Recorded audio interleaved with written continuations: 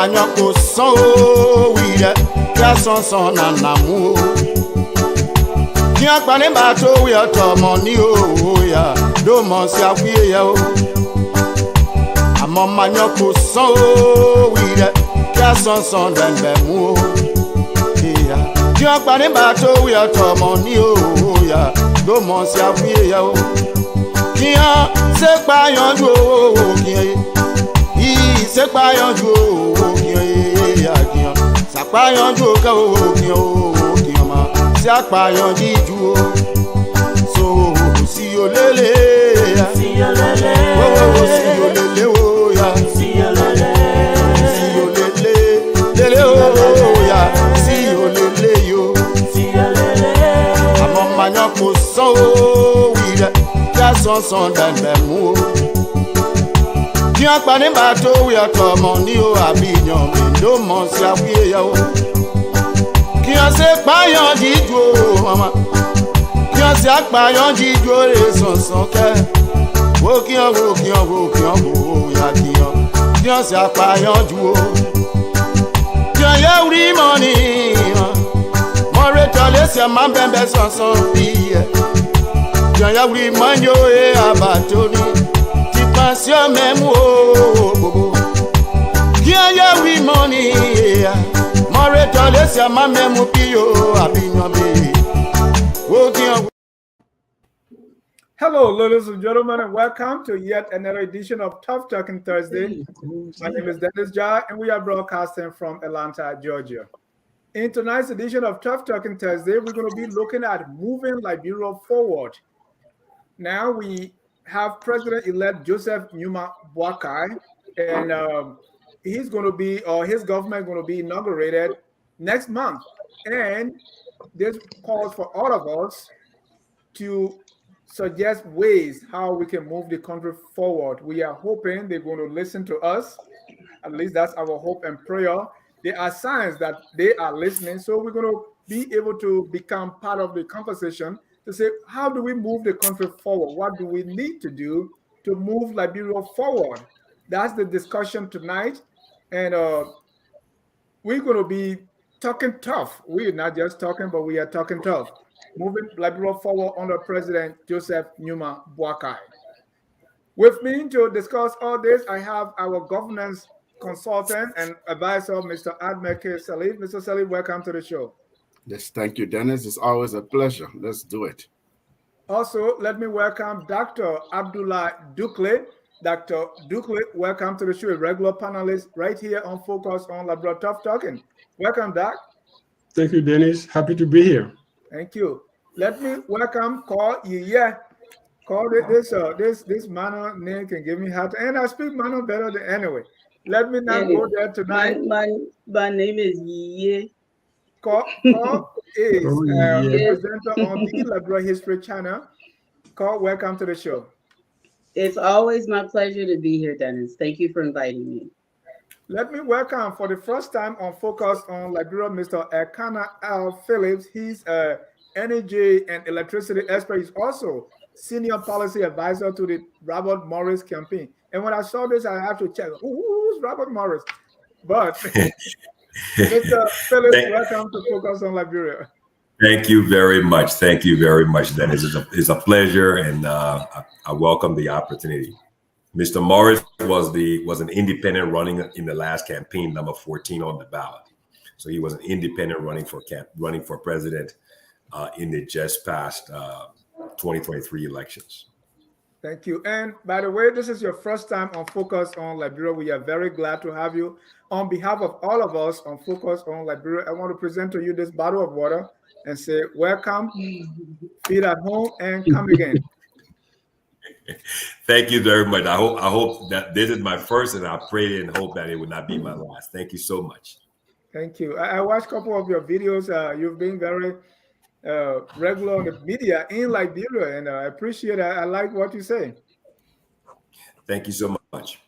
Let me welcome all our viewers from across the globe. This is Focus on Liberia Tough Talking Thursday, and we love to talk tough, because our country, somebody told me, our country is in a state that no need for gradualism. We need to talk tough. There need a radical change. So all that, right? So let's be tough.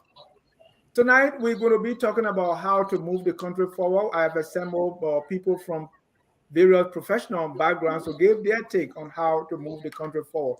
Before we get into that, I want to go around the room. There are plenty of things that have been happening during the week. So what caught your attention during the week that you want to talk about briefly before we start our topic for tonight? Let me start with Dr. Duke. Oh, Dennis, thank you for the honor. You you caught me off guard anyway. I'm supposed to be ready, right? Since I'm on camera.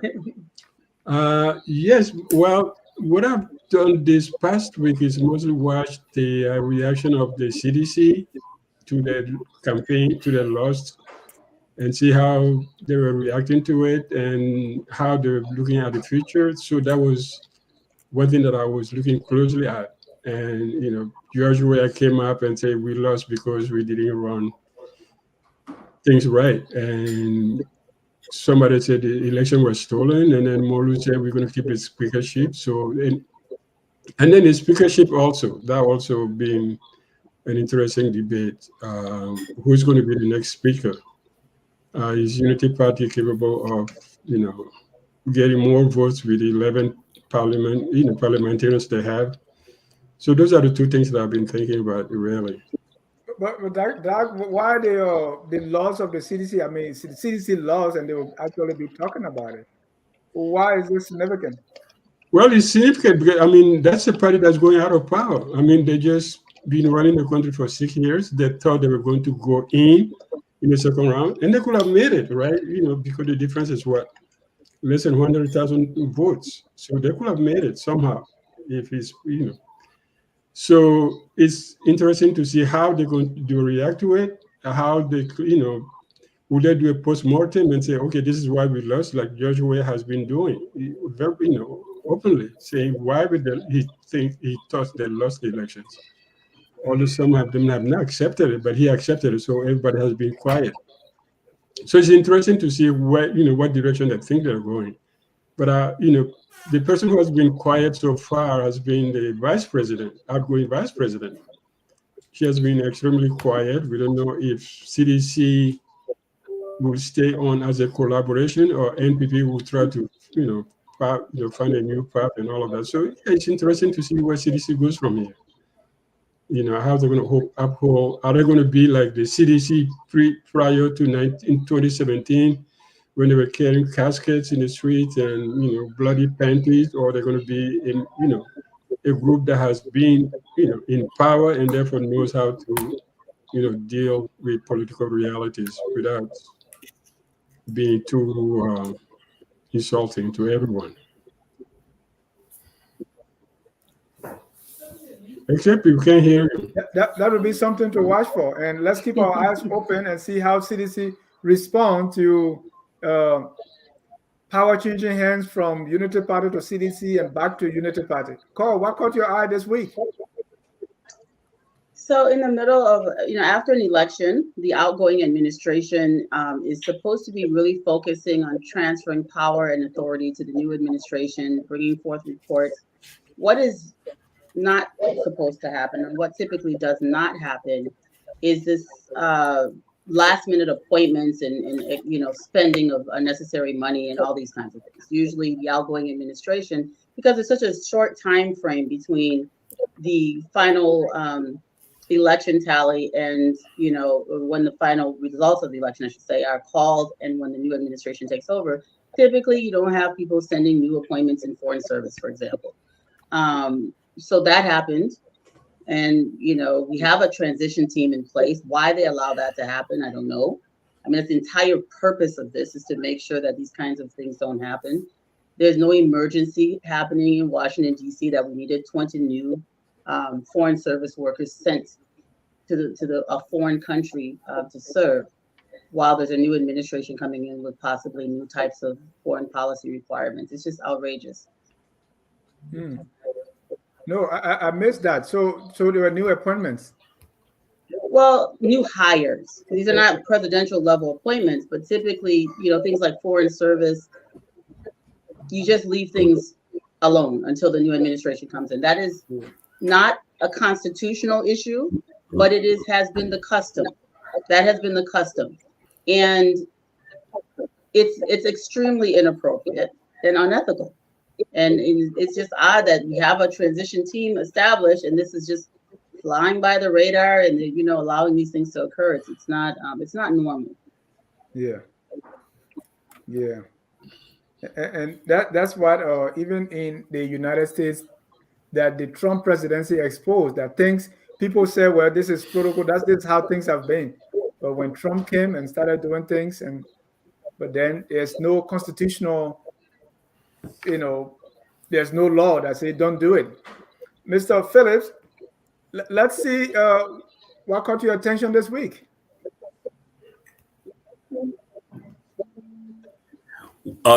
What caught my attention this week, like Dr. Abdullah said, is mostly the actions of the outgoing leadership, the CDC. Number one, their focus on pushing, driving, and advocating and campaigning for Mr. The Deputy Speaker, what's his name, Funati Kofa, to become the Speaker. That's what they're pushing, because at least if they've lost the administrative branch of the executive branch of government, they're trying to see if they can at least have the legislature in the Speaker. So that's one thing that they're pushing. I've been watching a lot of seeing a lot of interactions on Facebook and stuff like that, talking to people in the media back in Liberia. They're pushing, they're driving it, they're advocating it in a major way. And then all of this, like Dr. Abdullah said, the post-mortem, right? So a lot of finger pointing as to why we lost. And once people have lost, they're trying to make themselves relevant in the process with this whole issue of this inauguration day protest that being led by those who are leaving office. So I think they're still striving for relevance. I think they're trying to make themselves the issue, even though they've lost. And I think those are the two things that really caught my eye. The driving of the speakership of Funati Kofa, and also striving for relevance in the whole process of the transitioning of their outgoing and incoming. And what does relevance mean when you say they are striving for relevance? I mean, that's the outgoing is still relevant. Well, you're outgoing, but you're leaving the stage.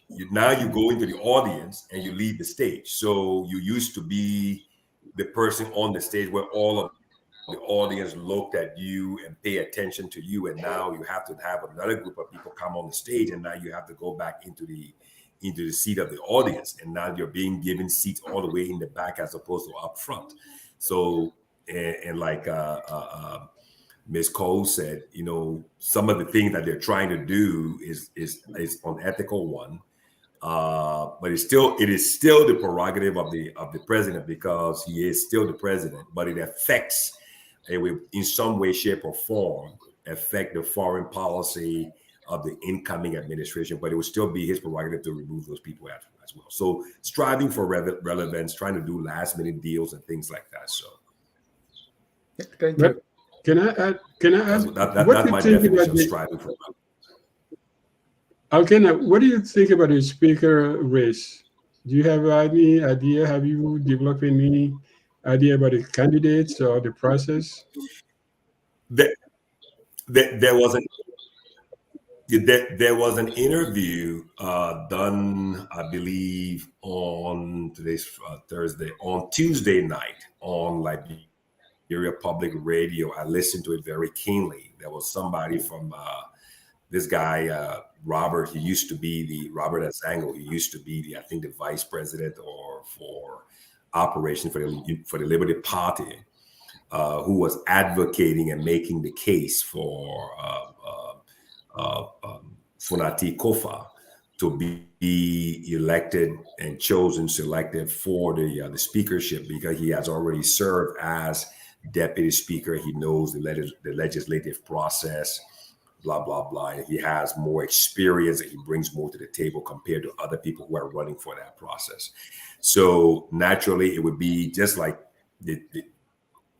don't forget that our constitutional government is almost a carbon copy, if I can put it that way, of the US.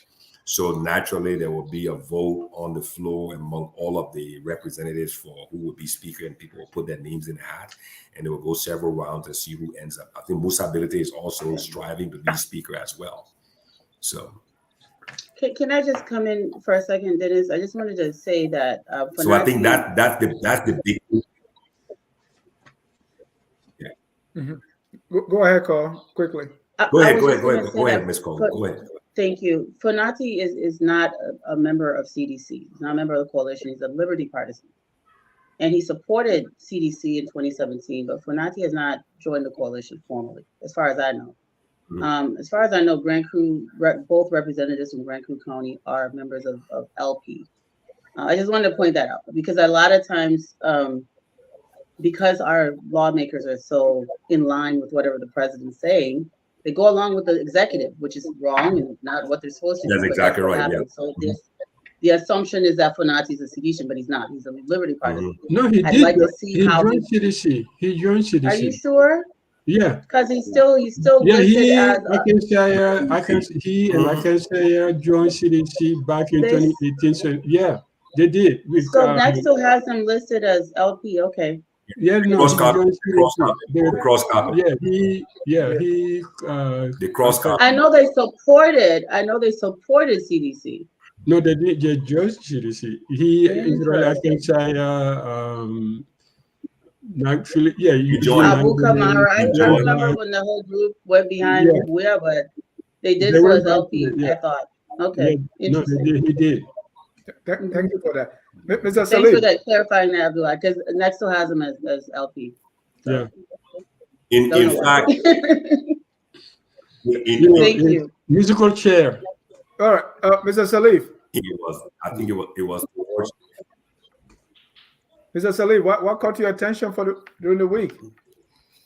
Two things. I was just saying that if you look online last week, the president last week endorsed Fonati Kofa to be the speaker. He did it via last week to be speaker. I got you. Thank you for that clarity. Thank you. Mr. Salif. Two things. First is the violence in Grand Jide. Sadly, to me, it just exemplifies the fragility of the country still.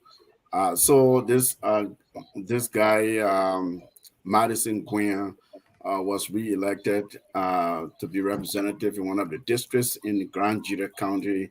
And yesterday morning, we saw a media report that he mysteriously was found dead.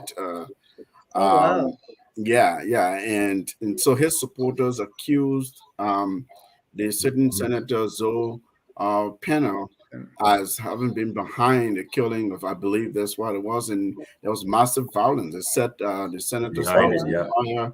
They set the traditional council folks' house on fire, offices on fire. Several other people had to run for their lives. Those, the senator's family, apparently, according to media report, really widespread violence in the county, and it's still very tense over there. To me, exactly, that just really underscores the fragile nature of the country, and in that part of the country, it's all the remote parts of the country where law enforcement presence. Even I learned that they were threatening to set the police department's offices on fire, the police depot, so police people fled and things like that. So there was really no government law enforcement to put the situation under control. It took some community people to bring people back to order. That is still very looming. It's a thing that's looming over that county, and to me, it just shows that how the country is very fragile, writ large.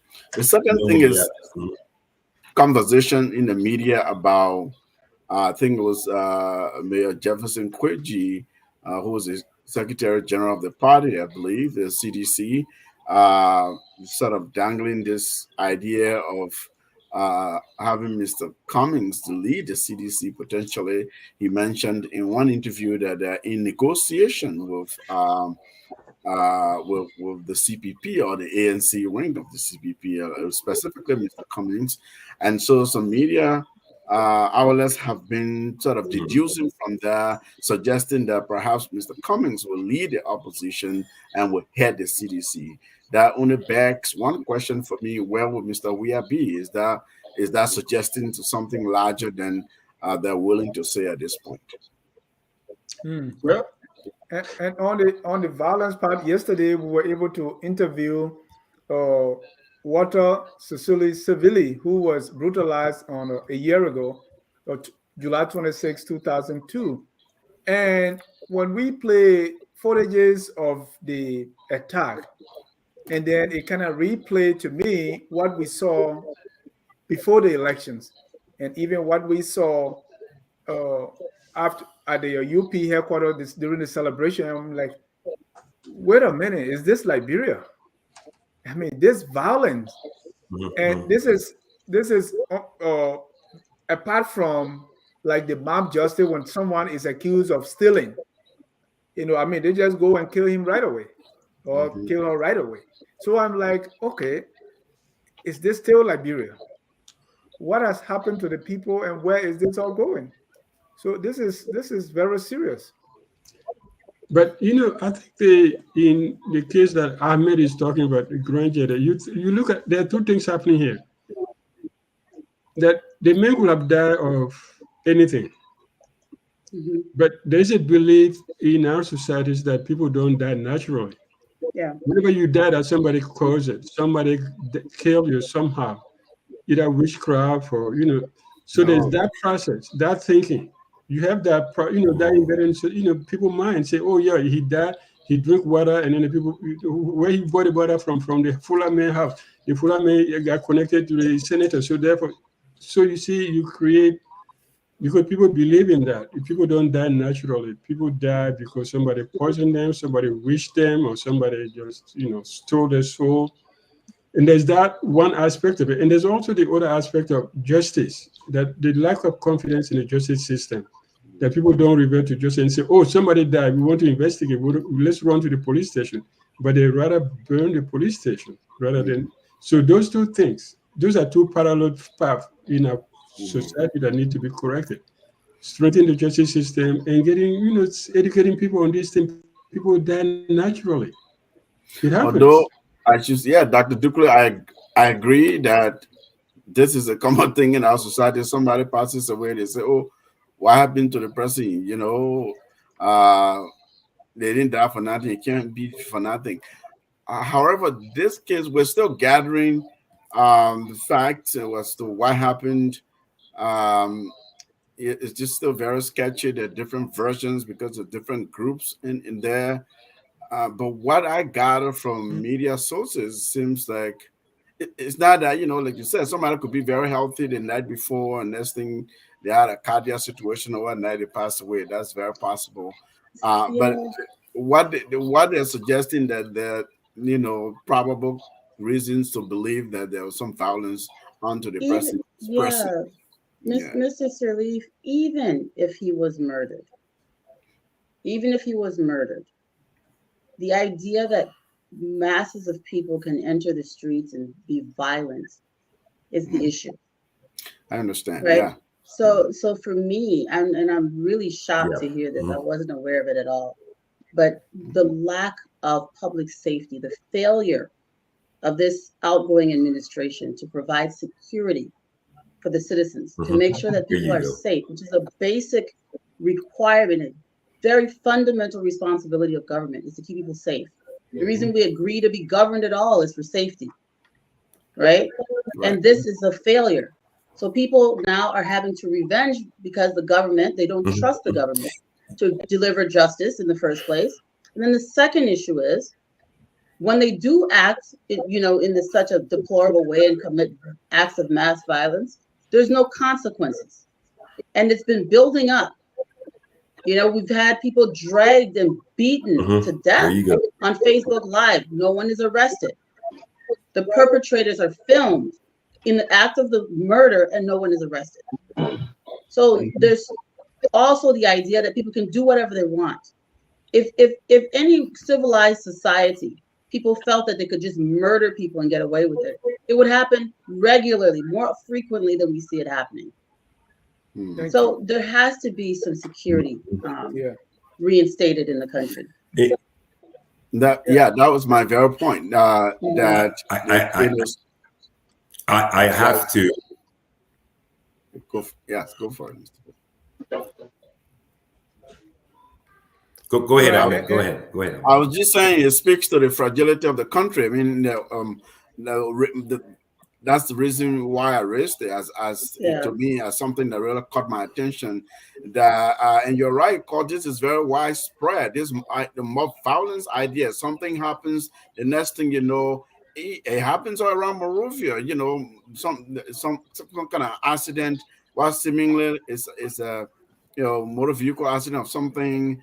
That driver was caught and killed. The vehicle set on fire. It's just a common occurrence in the country that really is, doesn't bode well for us. It just sends this whole sort of sense of lawlessness. That's just the reality. I mean, you don't want to speak ill of your country, but we have to do something to curtail that. And like you said, to hold people accountable, investigate, arrest people, prosecute people, and if they're found guilty, let the weight of the law rest upon them. You do that several times in the society, it will happen less frequently. Thank you. And maybe this will set the stage for what we're going to talk about today. What? Yeah, hold on, Mr. Phillips. That will set the stage as to how we move the country forward under President Joseph Newman Boakai. Go ahead, Mr. Phillips, 30 seconds. So we're going to go to Mr. Graves. Mr. Phillips, go ahead. No, what I was saying is what I was going to say was I agree with what Ms. Cole was saying earlier. This is just a clear representation and a confirmation of the abject failure of the CDC government over 6 years in every aspect, every sector of the country, of governance, from national security all the way into ministerial offices. Abject failure, no leadership, no understanding of the reason, the purpose for which they were there. And they just basically have now, and I think the outgoing president, fails to understand that the national security apparatus is still under his leadership because he still remains the president. So, like he's done so many times over the 6 years, he's basically absent. He's just basically walked away and left everything all by itself. Right now, for lack of a better way of defining it, Liberia basically is on cruise control. There's nobody in the pilot seat. Thank you. Mr. Bruce, let me welcome you. You've been away for at least 2 or 3. Welcome back. Our first question as the opener is, what caught your eye during the past week? Well, thanks for having me again, Dennis. I always look forward to Tough Talking Thursday, and I've been on some scheduled business trip. I just arrived, in fact, literally last night from the UK. So there's been a whole lot going on. I haven't had time to really focus on the activities current event in Liberia situation. So I wouldn't be able to partake or offer any perspectives or idea on some of the things that are happening back home, unfortunately. However, on a general format, I think we all just be careful how we, kind of condemn each other, because condemning the we are government is already out the door does not make any situation better or the prevailing situation we have back home. It's about time that reconciliation and a motivation, uplifting messages and an uplifting kind of like character of all of us to come together to see what is best for our country in the days and the months moving forward. Liberia It's not one person's property or one person mindset or one person direction. We was there, we are out. Boakai is coming in. What can we do to solidify the leadership of Boakai? How can we focus on Liberia tomorrow? Like I always spoke about the forward thinking vision of Liberia. Our situation today and emerging situation to come for our society. Now, in every country, there are things that happen. I mean, I'm not like downplaying what happened. I don't know the detail of it, but every country you have outlaw movements, you have violence, you have people who are just bent on breaking the rules. And yes, justice must be done, must be served to keep some level of stability and all that. But we all should be very cordial and very mindful how we address these issues, especially on this open platform, so that we get a better signal back. Thank you. And for me, what caught my attention is the visit. I see that President Weah is out of the country. The incoming president or president-elect Joseph Newman Boakai is out. I'm hearing reports that the vice president-elect is also out. The current vice president has been very quiet. So someone was saying, I think it was Mr. Philip who said the country is on cruise control. This is really getting to cruise control. But one of the things we saw that people were talking about is President-elect Joseph Newman Boakai in the country, and it's like we will expect some level of security, but I don't know. From the pictures that we've seen, it's like he's basically traveling like any regular private citizen. And so that kind of caught my attention from a national security standpoint. I don't know if you saw that too, Dr. Duke. Yeah, it's a picture. Well, he's still a private citizen. He's president-elect, but he's not in office. I mean, whatever security he has to get will have to come from his own entourage, not from anybody else. He can't come in the U.S. and expect Secret Service to cover him. They won't do it because they only deal with one Liberia government. So until he's into office, he's just a private citizen like you and me and John. You think so? Because I thought. No. I mean, no, he's president-elect. No, he's president-elect for Liberia, but he's not president-elect for the U.S. No, I get that. Do not expect anything from the U.S. I mean, I remember. Let me speak from experience. I remember Mrs. Sirleaf came here 2005, the first time she was elected. And she came here. She knows everybody in Washington. She could have called anybody, but she didn't. She came, did her thing, went to her medical, and went to her sister's place and returned home for the inauguration. And after that, she was invited. That's how you do it. You don't come as president-elect to try to meet people or do things. No. There's one government. We are still president until January 22nd. So anybody thinking that Boakai will come and get honors and all of that, will be lying to him. That's not how it works. There's a president of Liberia. There's a president-elect who is waiting.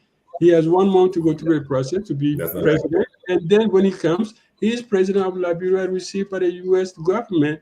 And either he comes on private visit or not, they provide protection. That's right. Yeah. But now you are a citizen like John Brown. Mm-hmm. Honorable Greaves from the diplomatic. Honorable Greaves. One thing I can say. One thing I can say is that during the.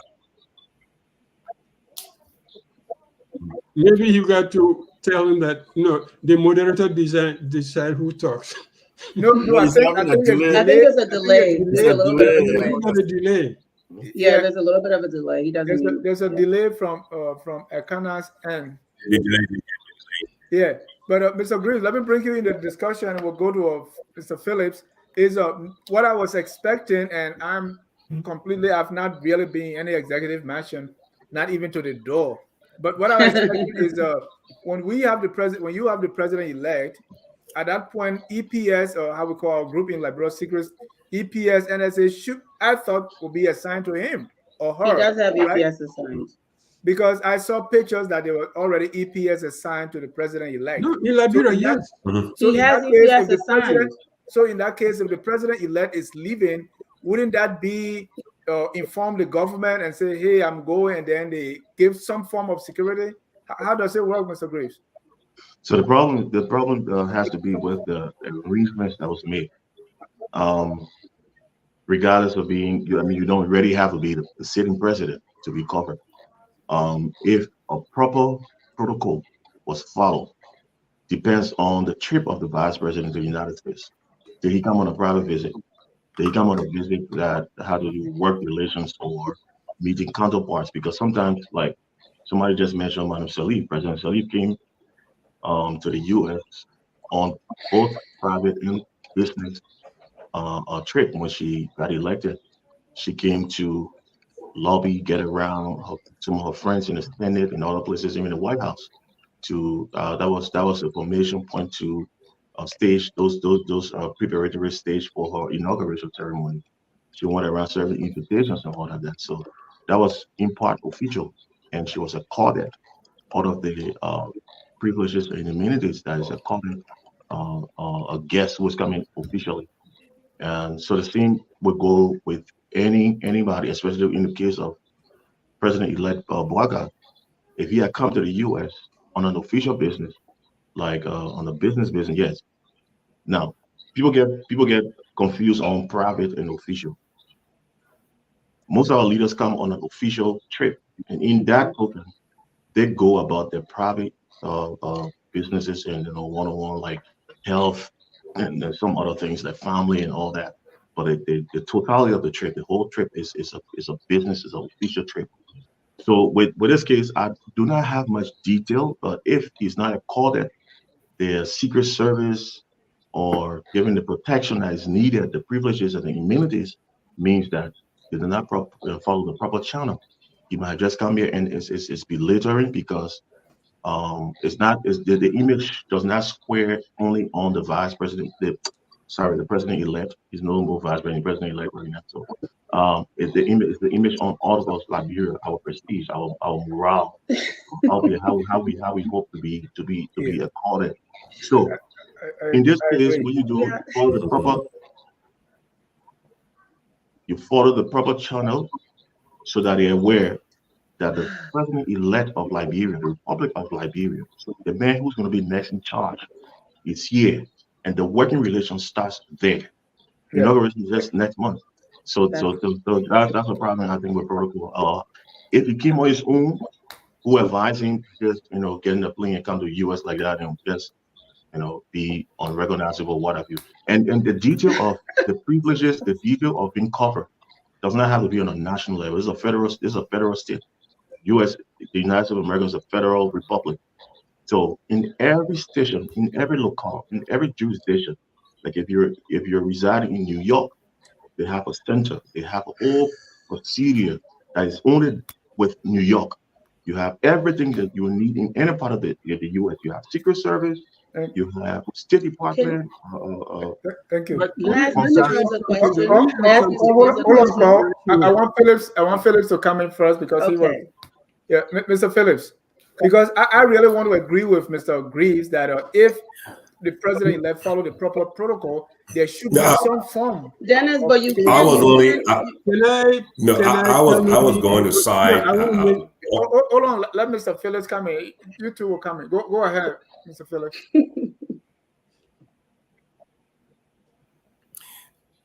Mr. Phillips. All I was going to say was basically the as Mr. Greaves said, the proper protocols have to be followed.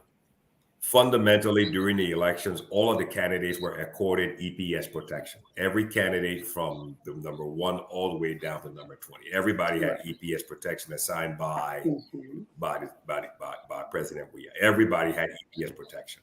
Plus, they had their own private security. Once the elections were over, the EPS was withdrawn from everyone. You retain your private security, whatever. In this case, again, like Mr. Greaves said, proper protocol. So the issue here is not the individual. The issue here, the focus is the office of the presidency. Correct me if I'm wrong, Mr. Green. The office of the presidency. So you have the office and you have the individual. One person exists in the office right now. You have a second person who's coming in.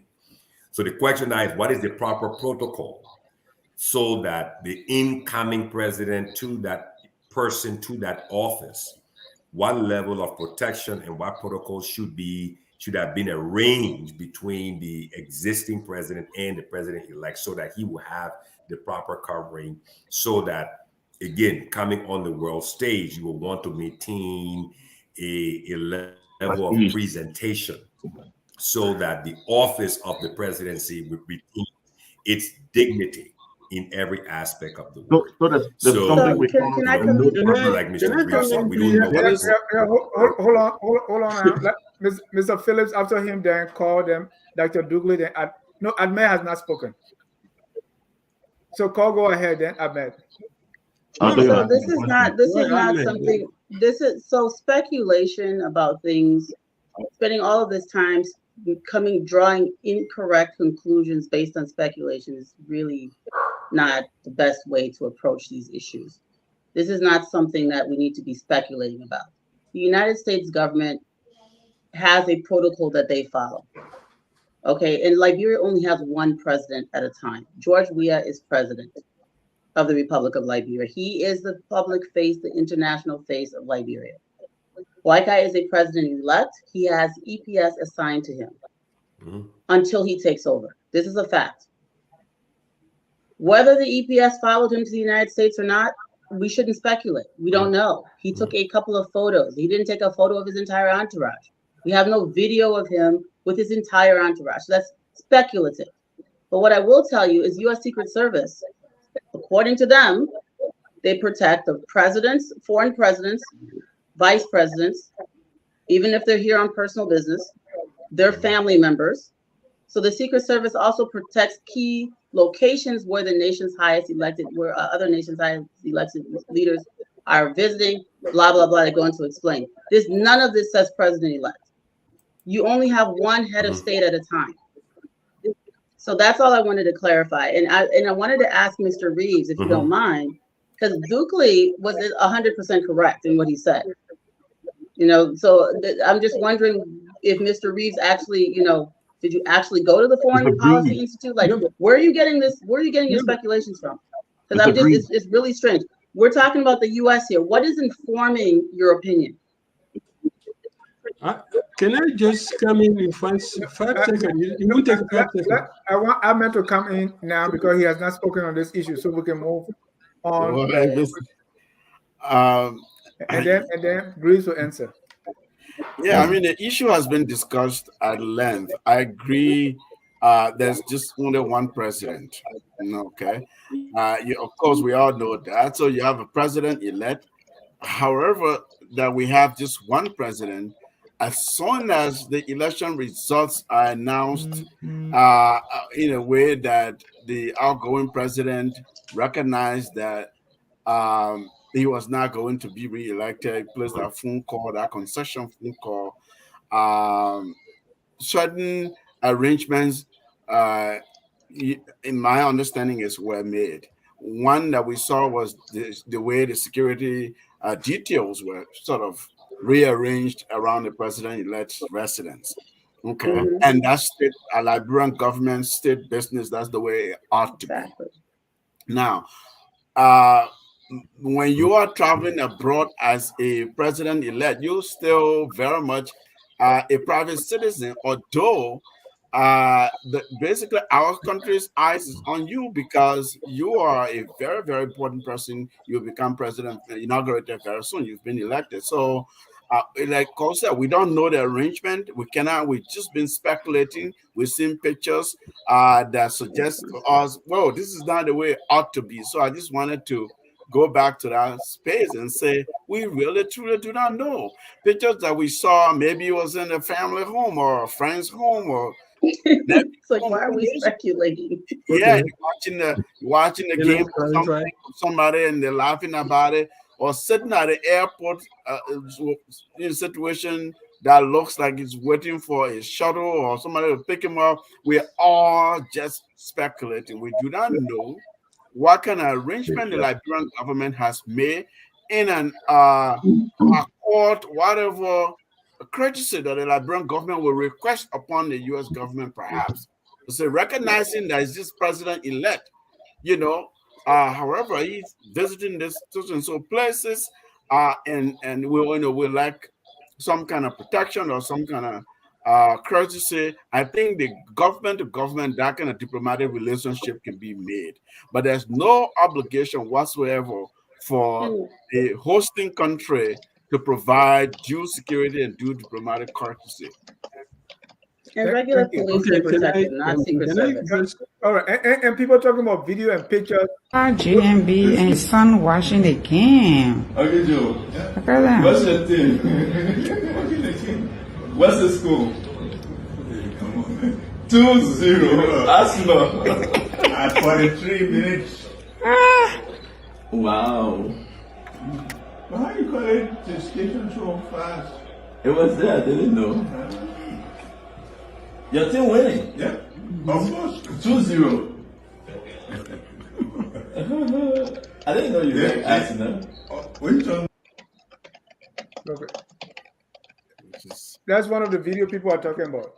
Dr. Yeah. Okay, can I just come to some basic things here? Okay, the vice president Boakai elected president is on a private visit. One, when President Salif came in 2005, I was with her. She did not go to the White House. I don't know where that information came from. She was not at the White House. She did her private meetings. She went to her sister place and she got ready for inauguration. And Boakai came. I don't think the government of Liberia has any obligation to do this. The man has his private visit. He was coming on a private visit. He came on a private visit. He's on a private visit. If you want to say, okay, you say, Kowu just said we are speculating. I can tell you from what I know from him, he's on a private visit. He's resting for a week or two, and then he's going back home. Speculating in terms of the security details. The security details, they did not. That's what I know. He's on a private visit too. I was the speculation was about. It's not an arrangement with the government. Hold on, we're talking together. Dr. Dukley, you spoke to him. What do you know? Do you No, have I didn't speak to him. I know what happened. I just know because I know. How do you know? How do I know? Yeah. You're a consultant. I call him Uncle Joe. I call him Uncle Joe. Dennis, let me point something out, though. If anything, I think it's a public relations disaster, however. If it's not about security. Yeah, I give you that. Public relations disaster. Lack of communication. To just say he's taking a private visit to the U.S. to rest and do this and that and then come back home. Like Madam Salif did. I really thought you were going to be watching the History Channel or something everywhere there. I said, but anyway, that's another thing. Yeah, but he likes football. Instead of the president.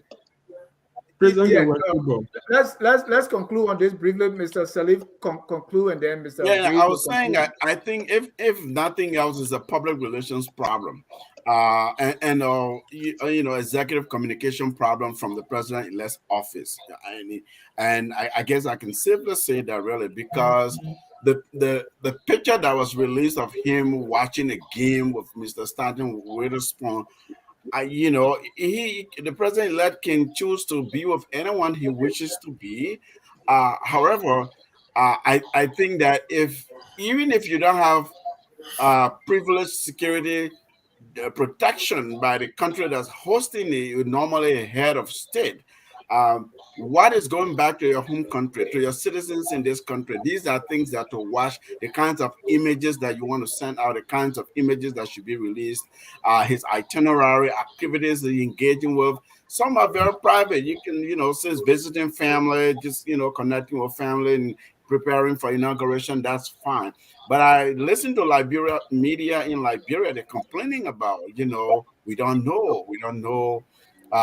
Somebody has said in an unofficial capacity that he will be meeting with investors and engaging in potential partners and things like that. And that was it. So media has been going after them. They haven't really come back to clarify that. Now we've seen this picture, that picture at the airport, those kinds of things. So that will be curated. It will be really orchestrated sort of images that should be emerging, like very presidential, very dignified, very something that sends out sort of that cloud of dignity that we all want. We're saying as Liberian citizens that we want the office of the presidency to have.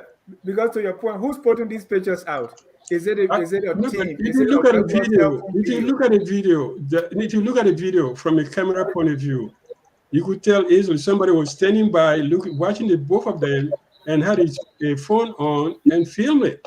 Right. Not that somebody stood in front of them and said, I'm filming you. No. Right. The person was on this side, so is somebody who came with Stanton probably and just decided to put this out. And right. Who controls that?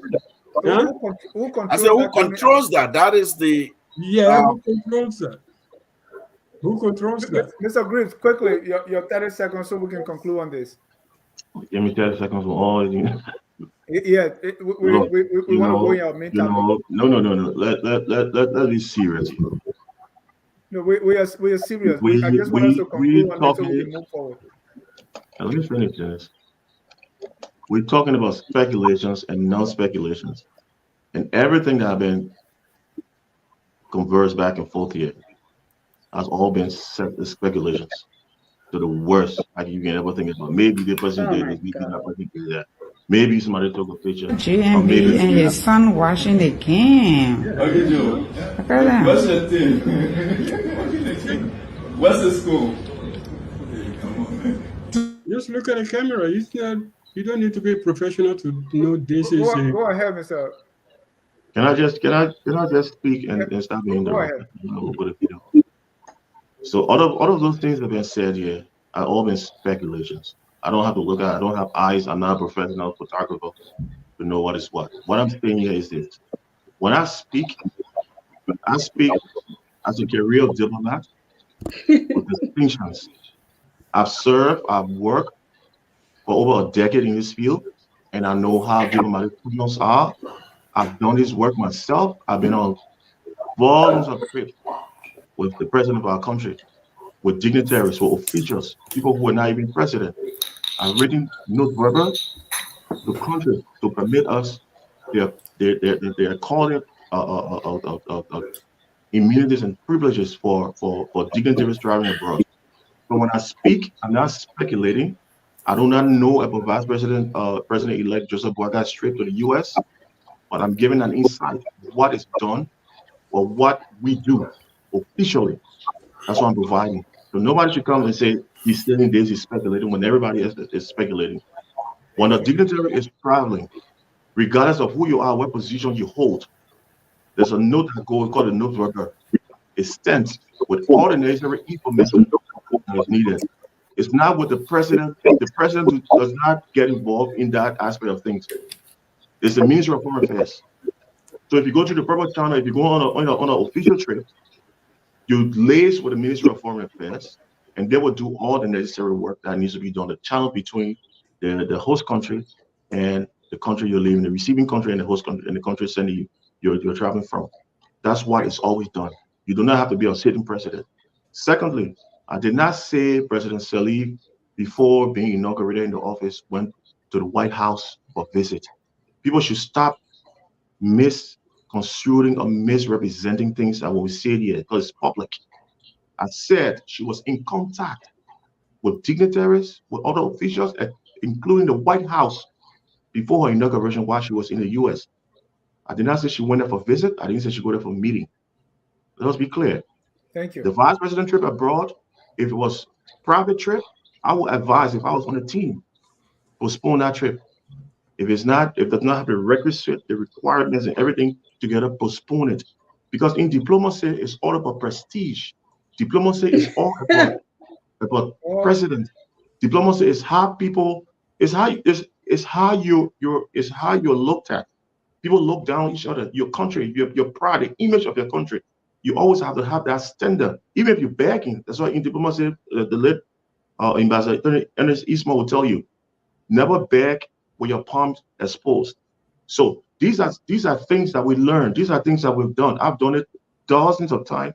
I don't think anybody have gone Hey, through my that. friend, I was minister councilor in 1994. I was minister councilor in 1994. I didn't interrupt you. Yeah, but come on. Don't say nobody done that. I was minister councilor in 1994 in Washington, D.C. for 4 years. My friend, I know I did not interrupt diplomacy. you.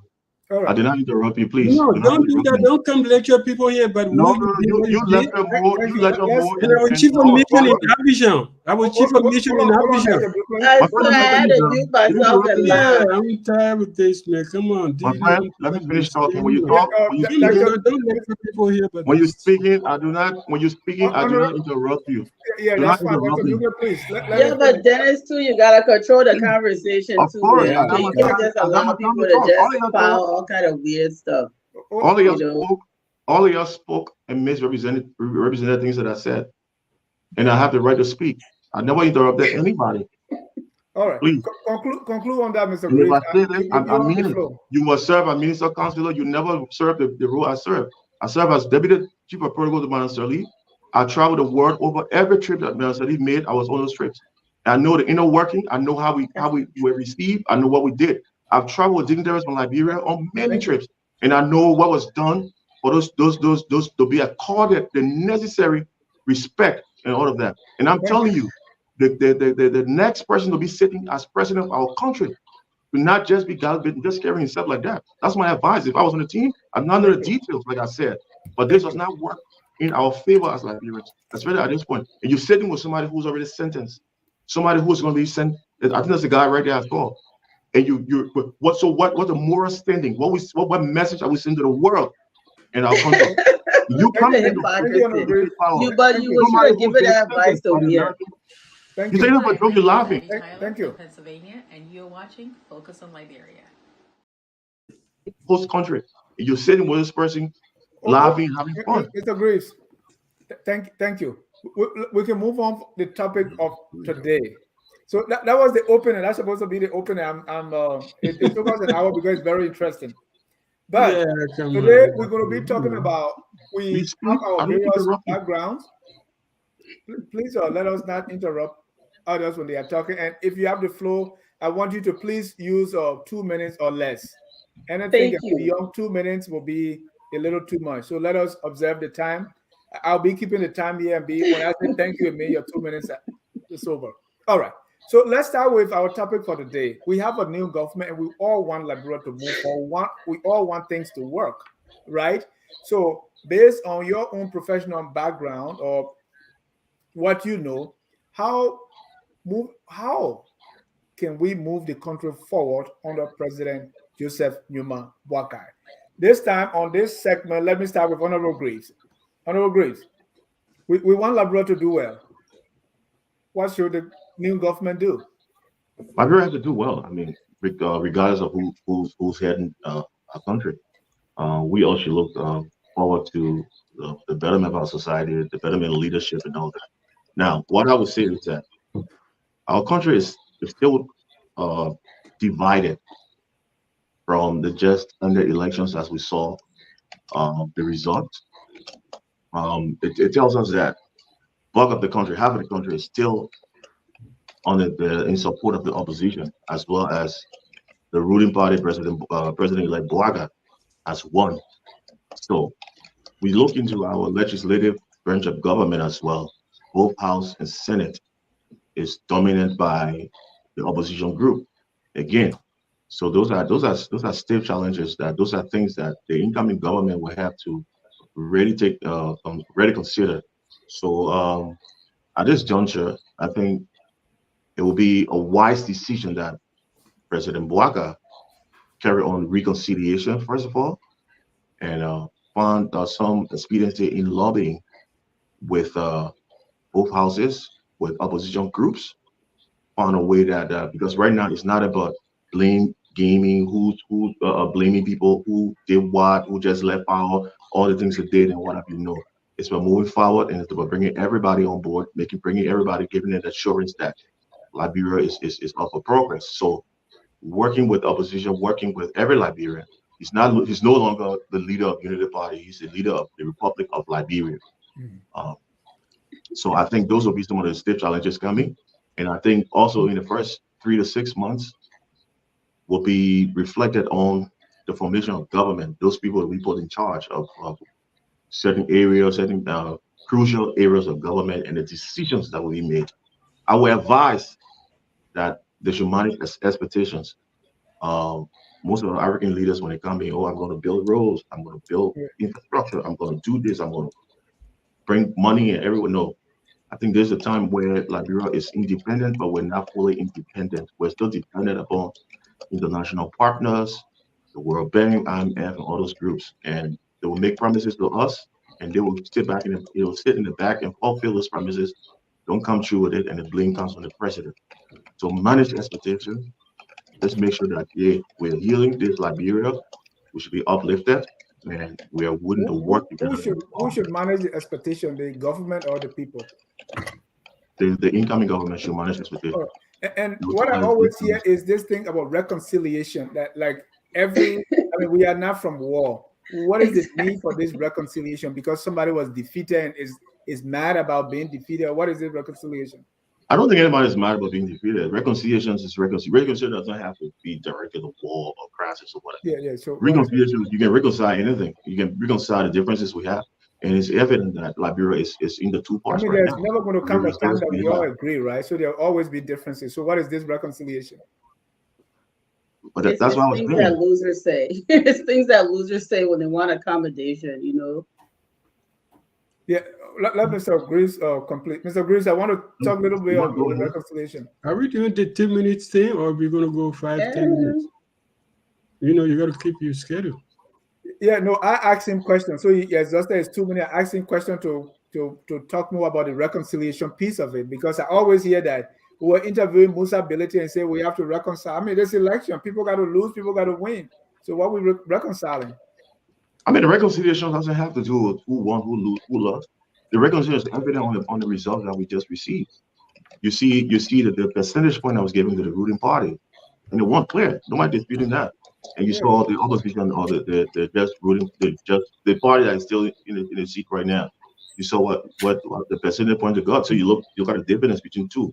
It tells you, from science, that there are still people who are there's a greater number of people, marching of people who are opposition. And who voted the other side, not necessarily opposition. They voted somebody else. So I really don't see this reconciliation. Maybe I'm not getting it. Reconciliation, it doesn't have to be crisis. It doesn't have to be fight or winning or losing. Reconciliation is to tell you that the electorate are decided, and you have one group that is coming in now, which they won. I'm not saying the president let him win elections. What I'm saying, to heal the country, to create that, to close that divide, that division, and have everybody under one umbrella, and knowing that, look, this is our next president, this is our government. Because Liberia will not heal, Liberia will not progress if Liberians do not take the stance. If we look at the international community all the time coming in to do it for us, we'd never get there. So what I'm saying is that the president coming in now, and for his age and experience, I'm saying that he can come in as the president for the Republic of Liberia. And so regularly will come with the rhetoric. What kind of rhetoric would be sent out there? We're still accusing the past government or this current government. We're still accusing them of many things that are happening, when we should be trying to move forward and see how we can create the atmosphere for the new government, the incoming government. Thank you. Thank you. Let me go to Mr. Salif. Mr. Salif, what should the new government do? How can we move the country forward? I really don't believe that when you beat somebody, you got to go tell them sorry. And no. But go ahead. What's your take on how to move the country forward? Yeah, I don't believe that. This very Mr. Greaves was here on record on this show before the election. We were doing analysis saying basically there's nothing wrong in the country. There's nothing wrong with the country. There's no need for reconciliation of any kind. Now, election has happened. Somebody has won, and that happens in every country in the world. One side wins, the other side loses. Of course, you want to be able to come in as the new head of state, the new president, as the president of the people, for the people, by the people. Of course, there are those who didn't vote for you, right? That's why presidents come. A lot of times in the inaugural addresses, they say, "Look, I know you didn't vote for me. There are those who didn't vote for me, but I'm here as president for all Liberians, and here's what I will do. Here's my agenda to move the country forward." I think what they should do, of course, I'm not a official advisor in any capacity. I'm just here doing armchair advising and from a distance. I think they should get to governing immediately. By that I mean there are a lot of things that the country needs to actually go back and fix and try to repair and lift the country to a place where they're then able to begin to sail. It's going to be a complex reset, actually, in a lot of ways, because a lot of inexperienced people. President, we have to speak the fact. You got to take the bitter pills to get well. Frankly, the CDC government placed people in serious roles who had no business in being in those roles because they never had a training, they never had a preparation, they never served in government before. Not that you ought to have served in government, but if you're prepared and you have adequate experience or at least adequate training and preparation, yes, you can work under somebody experienced to be able to do the job. That is not the case in the current government, in this outgoing administration. So there's a lot of reset that will happen. I think President Boakai, the new cabinet, the new officials, they should organize a series of conferences. I mean, I'm not calling for people to just come and start talking, but some kind of investment conversation, some kind of serious reattention to Liberia. President Sirleaf said, I think it was 2005, Liberia is open for business again. We need to sort of reiterate that kind of refrain, that we're open for business and people should come and ought to demonstrate it. That you come here, you invest your money in Liberia, it will be protected, it will be safe. You can do business with us. It's easy to do business and show it through our bureaucracy, through our judicial system, our court system, how somebody can go to court and win if there was a dispute. There's the sanctity of contract, that somebody's contract will be respected under Liberian laws. All of those things, we have to demonstrate that. We have to invite our people from the diaspora, from home, our friends, to have conversations about areas and sectors that could really pick up quickly. So for example, now we live in the information technology age. You could create jobs through IT, through different ways of investing in information technology infrastructure. People talk about ecotourism. People talk about agriculture and agribusiness. People talk about restarting the economy. There are all kinds of ways. The country is by and large an informal sector economy, an extractive sector economy. What are we going to do about concessions, contracts that were not properly negotiated, that we're losing money on, that's not enough return to the Liberian state? What are we going to do about that? How about our export sector, right? How much export earnings come into the country? What is our balance of payment? There are all kinds of issues from the macroeconomic side to the micro to begin to govern. So when I talk about it, you get to governing immediately. Those are some ideas just sort of on top of my head. Thank you. And we'll come back and see what the new government is capable. Let me go to Mr. Phillips.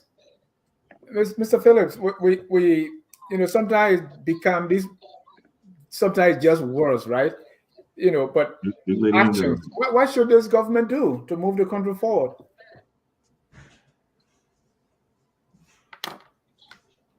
You unmute yourself, please. Mr. Phillips, unmute yourself. Yes. Yes, I'm back. Yeah. As an engineer and as somebody who specializes in business development and job creation, I put 4 points down.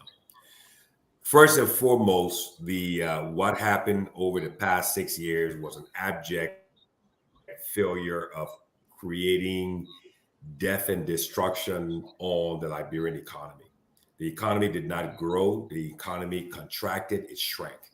And I think the first and most important thing the president-elect needs to do once he becomes president, he needs to put together a very, very competent, able, knowledgeable team to lead the Liberia Electricity Corporation so that they can solidify the Monrovia grid and the national electric grid as it exists to get the local economy going once again. The Liberian economy has been decimated. It has not grown simply because of the lack of electricity, which is the single one thing that attracts in foreign investors. It creates jobs. It allows both the diaspora population to come in to create jobs and foreign investors to come in. So that's the first and most important thing the president needs to do. Get the local economy or the national economy going once again.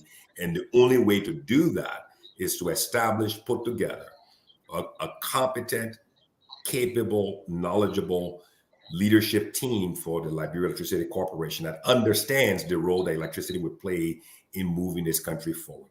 Secondly, we have an acute national security issue on our hands. What is that national security issue? We have a large population of youth. Okay, as we all know, the largest population in Liberia today is what? Those 35 years and younger. They account for almost 60 to 70% of the population, and they're idle, unemployed, and can be used by anyone to carry out any form of instability and distraction within over the next year or two.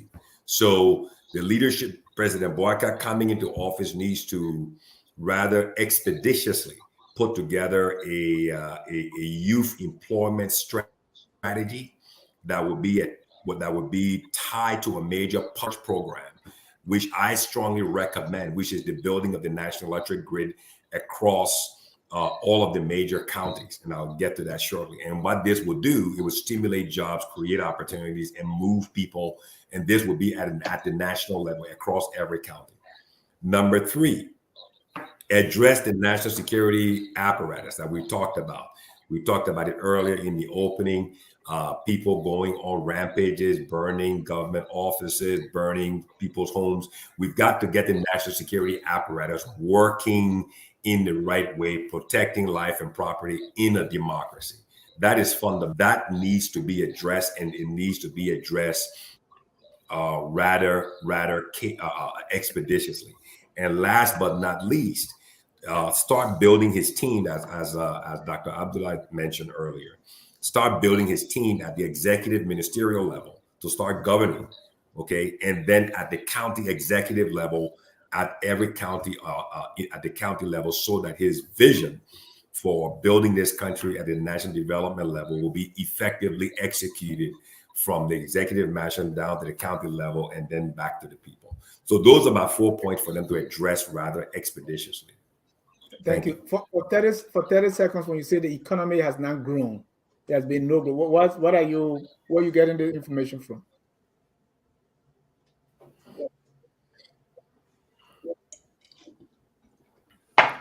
Well, fundamentally, what has happened over the past 6 years, one of the things that many Liberians do not know is that Liberia has an abundant amount of electricity, overabundant amount of electricity.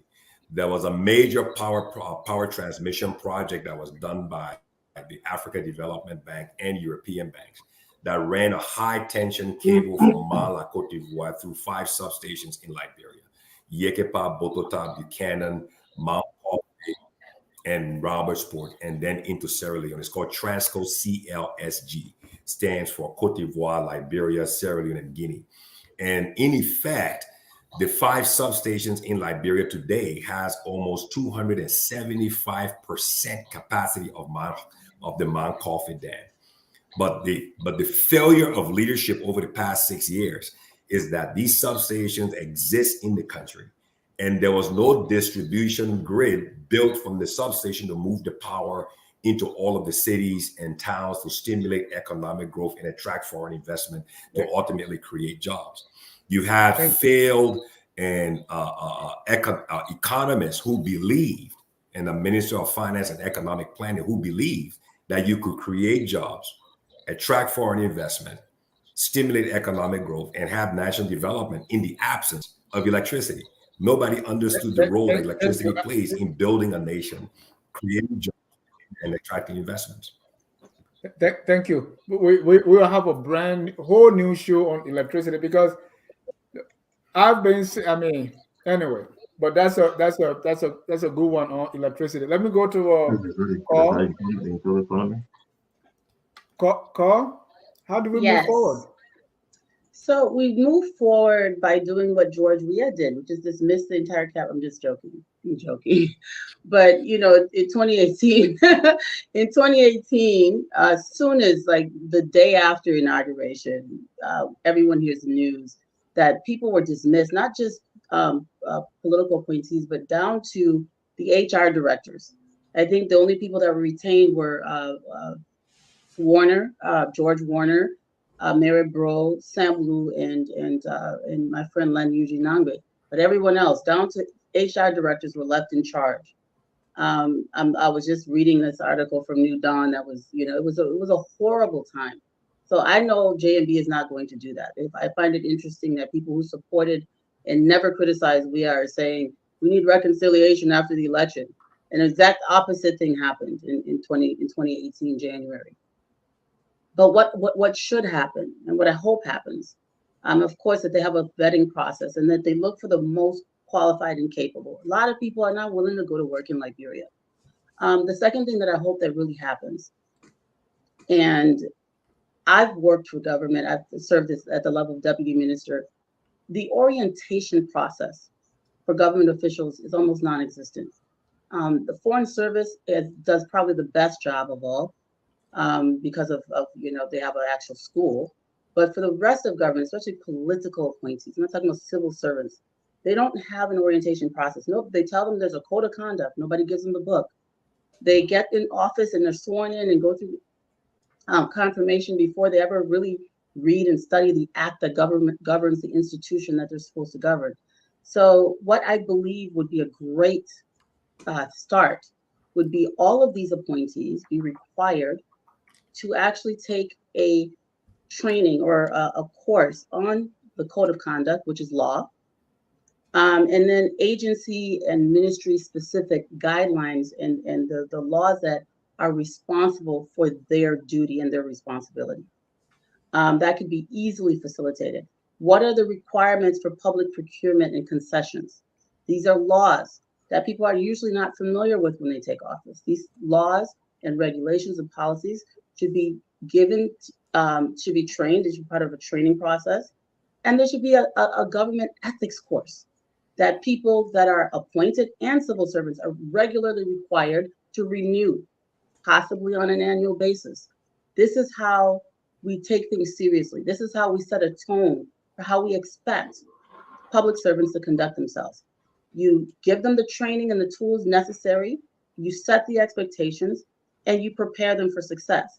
When they deviate from this, then you know that this is a choice that's based on, wanting to ignore the rules. But we can't just expect to just send someone somewhere and they know what they're supposed to do. Issues of ethics, issues of corruption are sometimes gray areas. Should I take a gift from this person? Is this going to compromise me in the future? Some of these things need to be pointed out explicitly, and so that you understand that this could potentially, even if you don't have intentions to steal, this could potentially compromise and cause bias, compromise your decision-making and cause bias. So therefore, in public service, we don't take gifts from people. All of these things need to be incorporated into an onboarding process for new government officials and existing civil servants as well, even veterans that may possibly return to government. I think that would be very, very impactful if something like that was adopted and continued throughout the tenure of these individuals when they're appointed. Thank you. Dr. Dukley. Yes, sir. How do we move the country forward? How do we move the country forward? It's everybody talks about that. From the US to China, every candidate say we're going to move the country forward. I don't know how, President-elect Boakai will do it, we can trust his judgment in terms of choosing the right people. But what I would like to see, though, is not so much this whole talk about what government should look like and who should do that, but really a national thinking about what kind of country do we want? What is Liberia? I remember when I first interviewed Madame Selik, the first interview I had with her was 2001. That's when I started working with her for some information, 2001. And she said, Abdullah, we went from a colonial process to a war.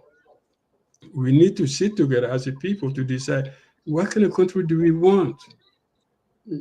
What do we want to be like? What do we want to build as a nation? How do we participate in that thing? How do we take the ashes from the war and build a new nation? And then she regrettably never had that time, because she said, and I asked her, I said, how you want to do it? She said, I call a national conference, different levels. Let's talk without any perceived goal, and just talk and say, this is what I want. This is what I want to see Liberia become. What I want to see the chiefs do. What's the role of the chiefs? The role of the chiefs were created in a colonial time to support the colonial system, to clap for the president. Are we doing the same thing? What are the women doing? What do we do? How do we make the transition from local laws to this modern code of law, this duality we have in our systems? Just like the burning of the house in Granted, that people don't believe in justice, and they don't believe that people die naturally. How do we bring that together? How do we have a nation that has a new idea of itself, that is not depending on foreign aid, not depending on foreign investment, that say we have every goddamn thing in that world to make that country a great country, that is there under our feet. Don't go look for the World Bank, the IMF, all these people who suck with blood and then you want to be independent. No, build your own self. If Boakai can take time to sit down with people, with Liberians, and say, what do we want as people? What kind of Liberia do we want? I think that would be a great start. How we govern, building roads and this and that, you can do that. But in mind, if you don't get in our people's mind, we're in big trouble, man. Because they think corruption is okay as long as you share the money. Thank you. Well, and that leads me to my next question, which is, remember Vice President or Opposition Leader Boakai once said, you cannot give a man's job to a boy. You have all outlined what you believe will move the country forward. Is President Boakai and his team capable of doing that? Let me start with you, Dr. Dukley. You just talked about that national conference. Do you believe that President Boakai is up to the task to lead that effort for that new thinking? Well, I hope he does, because Boakai was part of the group. Something happened in Liberia. In 1980 was not just, going the wrong path. It was also cutting off the head of something that was building up. There were young people, growing up people, who thought they could be in the system and also change it. They knew what was going on, but they also were part of the country. So they wanted to make a change. That was the Bacchus Matthew, Amos Sawyer, Tipote, Dew Mason, all of these people, they're part of the system, but they wanted to change it from inside, including some from the government, Tobler government, including Tobler himself, who was member of Moja, honorable member of Moja. We went from that, but Boakai was part of that group. Does he still have those ideas? Does he still think that we can transform Liberia from inside, not from outside, that you don't deliver highways like you deliver pizza. You don't deliver democracy like you deliver, something from, down the road. So can he do it? I hope he does have the idea to do it. Does he have the energy to do it? Will he have the people to bring around to say, let's have a national conversation? It's not just about highways. It's not just about schools. And because if they don't have foundation, what Gonglo used to call the shaky foundation. They don't have foundation, they're going to fall apart. Why do people burn Liberia? Why did Liberians burn Liberia? Because they had no stake in it. Sorry to interrupt, Dr. Dukley. What you have said, I have never heard Boakai articulate that. What makes you believe that he's able to do such a thing? Are you asking me? Yeah. Let me go to Cole. What? You want me to answer that you want to answer? Dennis, you wanted me to answer the question, or you? Yeah, but Cole, you stated other things how to move the country forward. I'm looking at the new group that is coming. No. We're not sure because the lies from the time from 1980 to now, a lot of things have happened. People changed their lives. They grew up. They became whatever you want to, and needs have changed. So the orientations have changed. So I don't know. But if there's anyone we should know, it should be Mr. Boakai, right? We should ask Boakai, are you going to do this? Are you going to have this national conference? Is there a way that you can put the country in a reflexive mode that is not just about the bag of rice, but your identity, your cultural personality, you being as a Liberian who takes ownership of its own nation, not just getting handouts from France or IMF or World Bank and then scrapping to pay your debts for 100 years. That's not a country. That's the path we've been on. And unfortunately, that's the path we've been on since 2006. I'm sorry to say. And you hope that's a matter of hope. Let me go to Mr. Phillips. Mr. Phillips, you talk about the national grid. Somebody would tell you, well, Mr. Boakai was there for 12 years, they always say. But with what you've just said, do you trust that the incoming government can do that?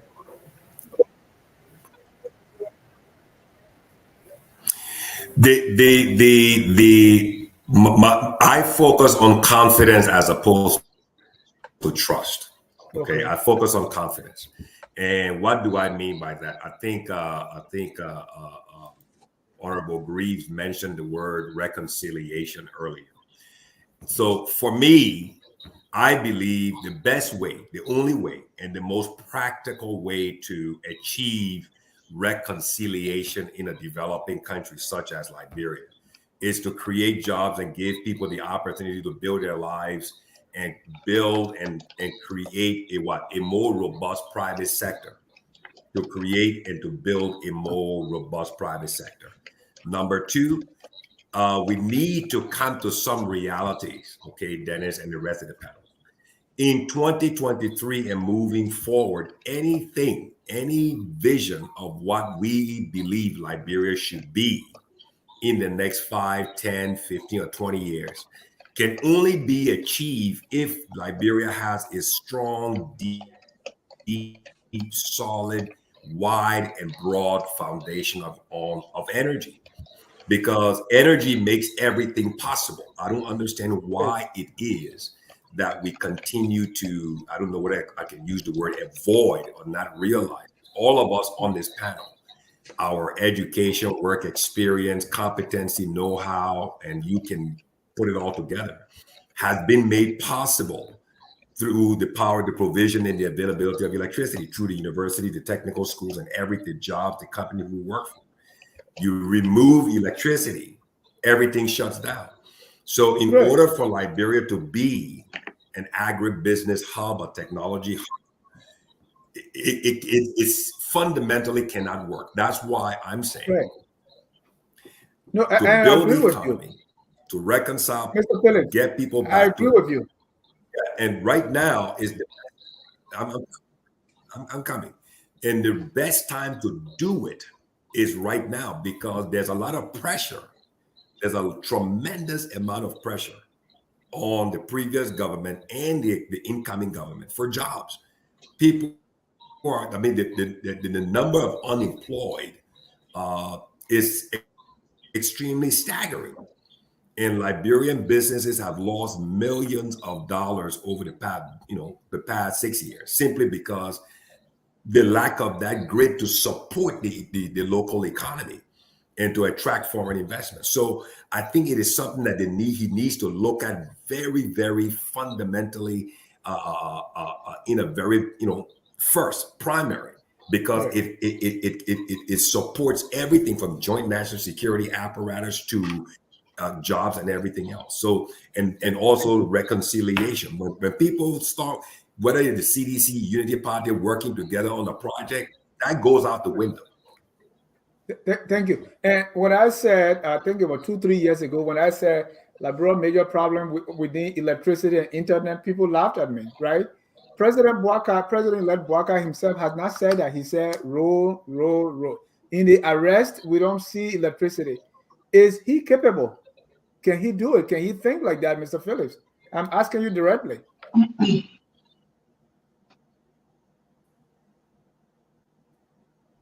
Yeah, I firmly believe.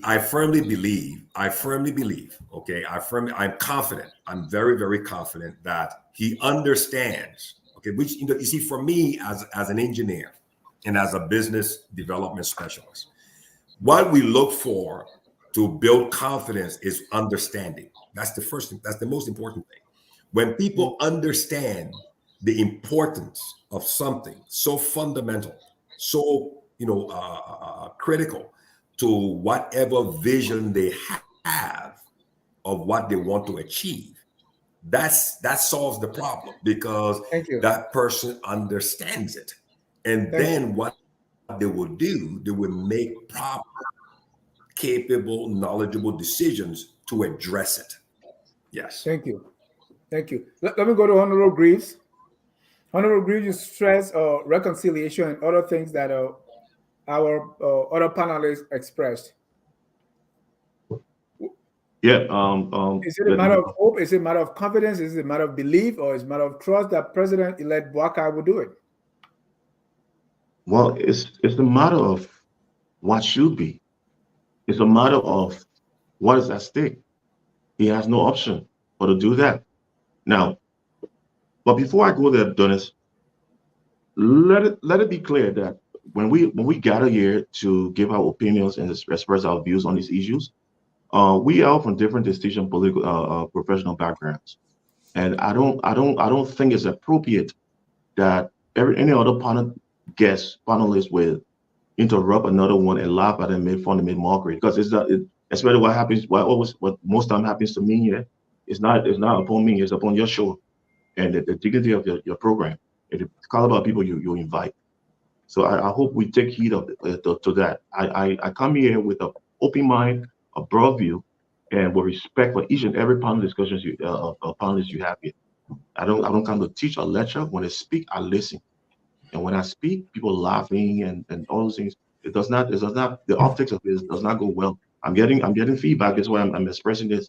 It's not professional at all. It's inappropriate. Now, I gave my time. I was a young man. I sacrificed my time in government, working with leaders of our country, and I'm proud of that. Now, what we have here, like I said, cohesion, reconciliation are the key words that this administration, incoming administration, should prioritize. It's not because we want them to do it.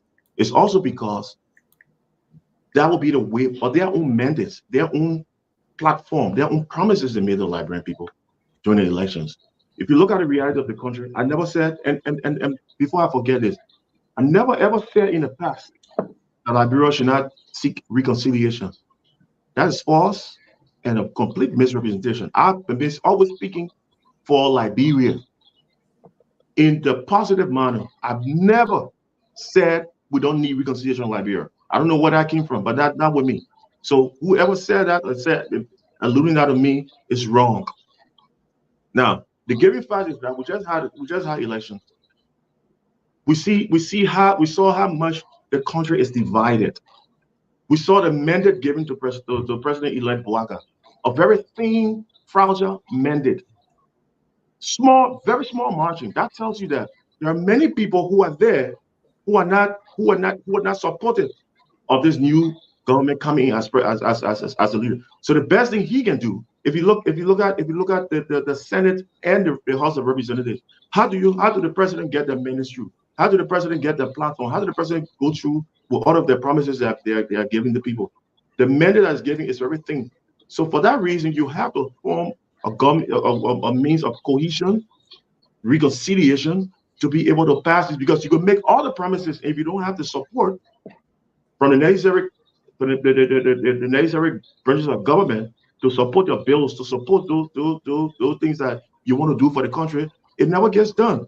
It goes back and forth. So I'm not saying it because I want him to do it. No, that's what me. It's for our country. The sake of our country, the sake of our growth, economic growth, to soar our economy, to deliver for our people, our national interest. That's what I'm speaking of. And if we continue to look in the past, where everybody talking about, oh, the we are government did this, or we are government did that, it does not even help to pave the way forward, because now we should be forward-looking. What is next? What do we have to do? What does President-elect Boakai needs to do?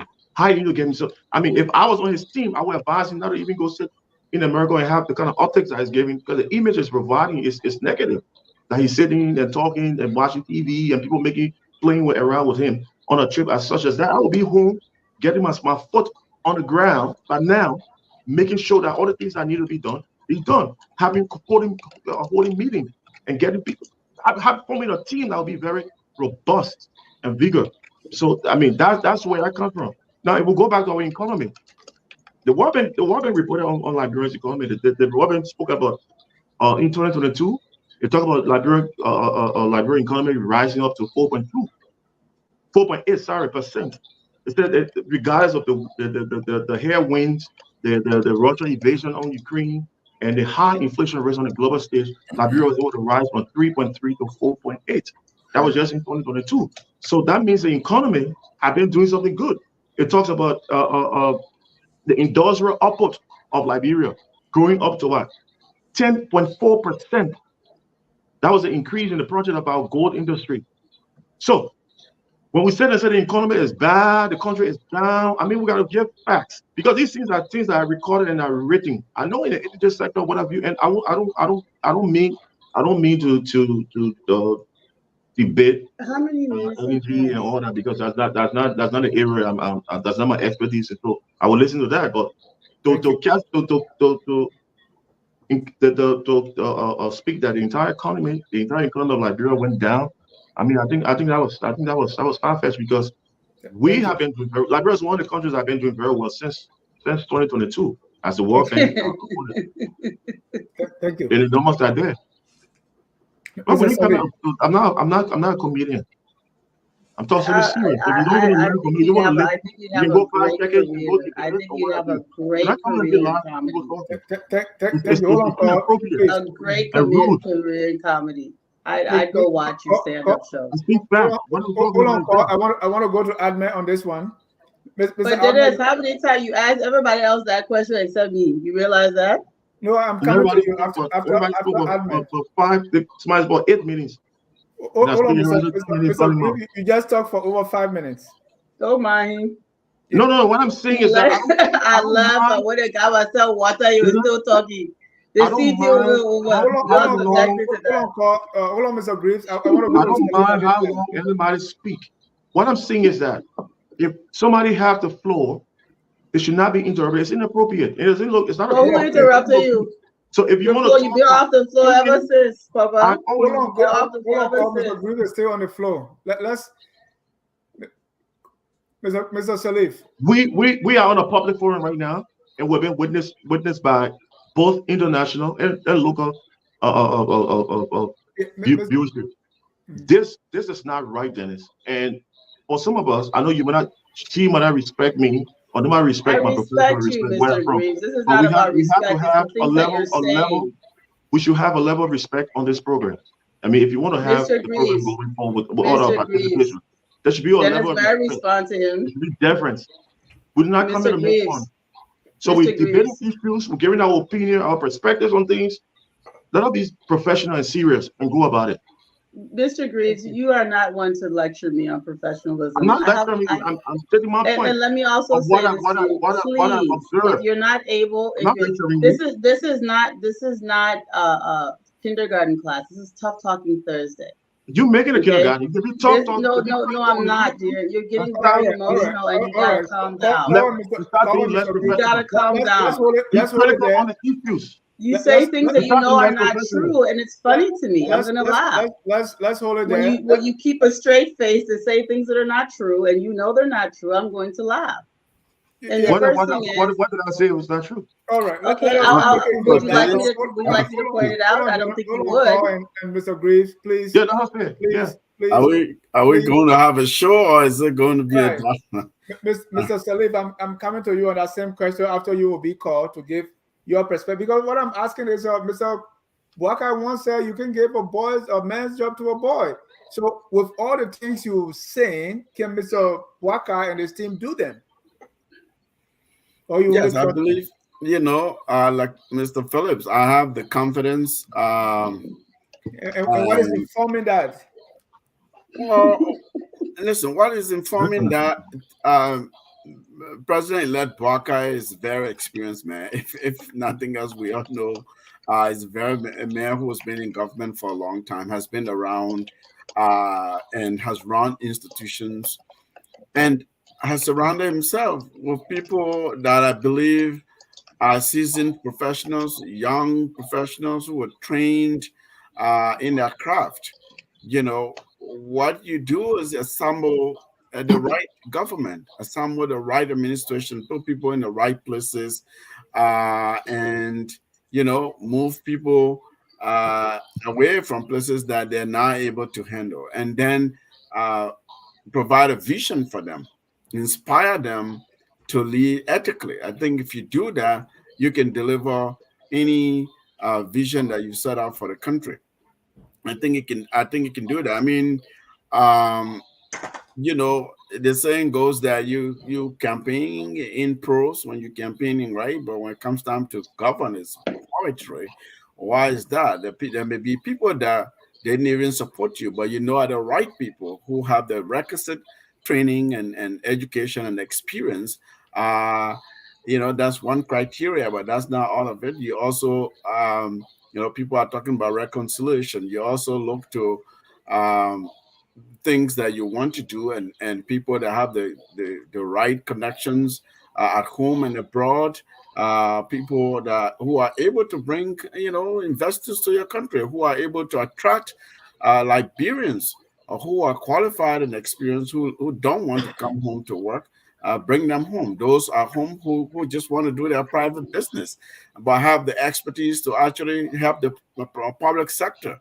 Because our public sector has been mired by this reputation of corruption, of abuse and waste, and unethical behavior. And that's true. It's not just because people are just smearing this sector.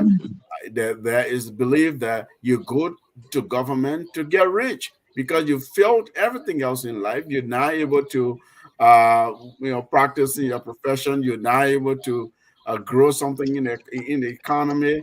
Well, it's time for Liberia to make things, to manufacture things, to grow things, and to do that, you have to attract the right people. And so I believe that President Boakai will assemble a competent, strong, diverse, and inclusive team, and that he will be very serious about leaving a solid legacy of progress for Liberia. And to do so, it takes discipline. It takes, it takes a true sense of one wanting to serve for the sake of public service, not for the sake of stuff. Thank you. Let me go to Carl. Most of you and Dr. Douglas was talking about all the resources that are under our feet and everything. I mean, if you look at Liberia, and when you present the History Channel, when you sometimes talk about Liberia, in those days you say, wow. And, our people say you can't be at the mouth of the river and wash your hands with spit. Right. The water is there. Can Mr. Boakai do these things that we're talking about? So the first thing I want to talk about is this idea of reconciliation. You don't acknowledge wrong that was done. You should never say anything bad that happened. And what are you reconciling? The first step for reconciliation is always to acknowledge, is acknowledgement. So the first step is to tell the truth, is to acknowledge what happened. So we can't on one hand talk about reconciliation and not acknowledge egregious offenses that occurred. What are we reconciling them? And the second thing, to answer your question, J&B, Mr. Boakai, has experience. His role and responsibility is not to have all the answers or to be all the answers. His role and responsibility is to scout the talent and to manage those that he empowers to execute the many responsibilities that are necessary to carry the country forward. And absolutely, he has the skill to do this. He must surround himself with the support that he needs to do this. He should probably develop a think tank of professionals who may or may not want to serve in government, but may have advice and expertise in various sectors where they can advise the ministers, the head of agencies, and the president himself about general policy direction. We have a human capital vacuum in Liberia. Our country is grossly depopulated. We've had massive brain drain. Some of the best and the brightest, not all of them, but some of the best and the brightest have been sucked out of our country because grew up in exile or were sucked out because of war. So Boakai coming to the United States, which is the highest concentration of Liberians outside of Liberia, of Africa, of the world. This is the highest concentration of Liberians outside of Liberia, really. Meeting with diaspora people. Hopefully during this time, he's trying to galvanize some support. If there's been this kind of brain drain, much of it has come to the United States. We can't deny that. It is a responsible thing for him to come here and try to meet with people who are experts in various fields. America has more health professionals that were born in Liberia than we do in Liberia. The United States of America has a disproportionate number of doctors that are Liberian compared to what physically exists in Liberia. And so we have to know that if we're going to try to bring the country together and pull all of the talent of citizens together, it is, I think, extremely appropriate and powerful if he's able to do that while he's here, galvanize that support, maybe ask people to return, maybe ask people to write proposals for ideas. Not everyone that he meets with is going to want to leave their homes and their cushy jobs to go work in Liberia, but they might have something to contribute, whether it be ideas or something else.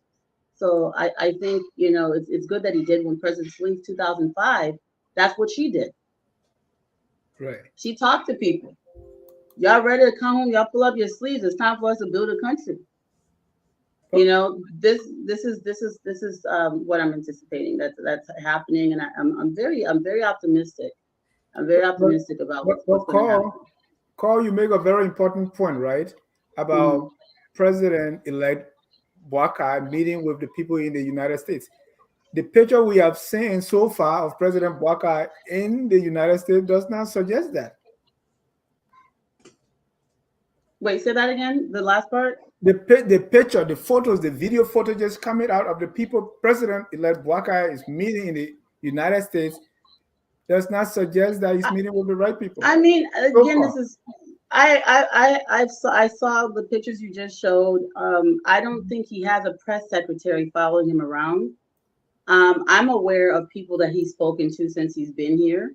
Okay. Whether those people would be I wouldn't take a photo with him right now and put it on Facebook. It just is inappropriate.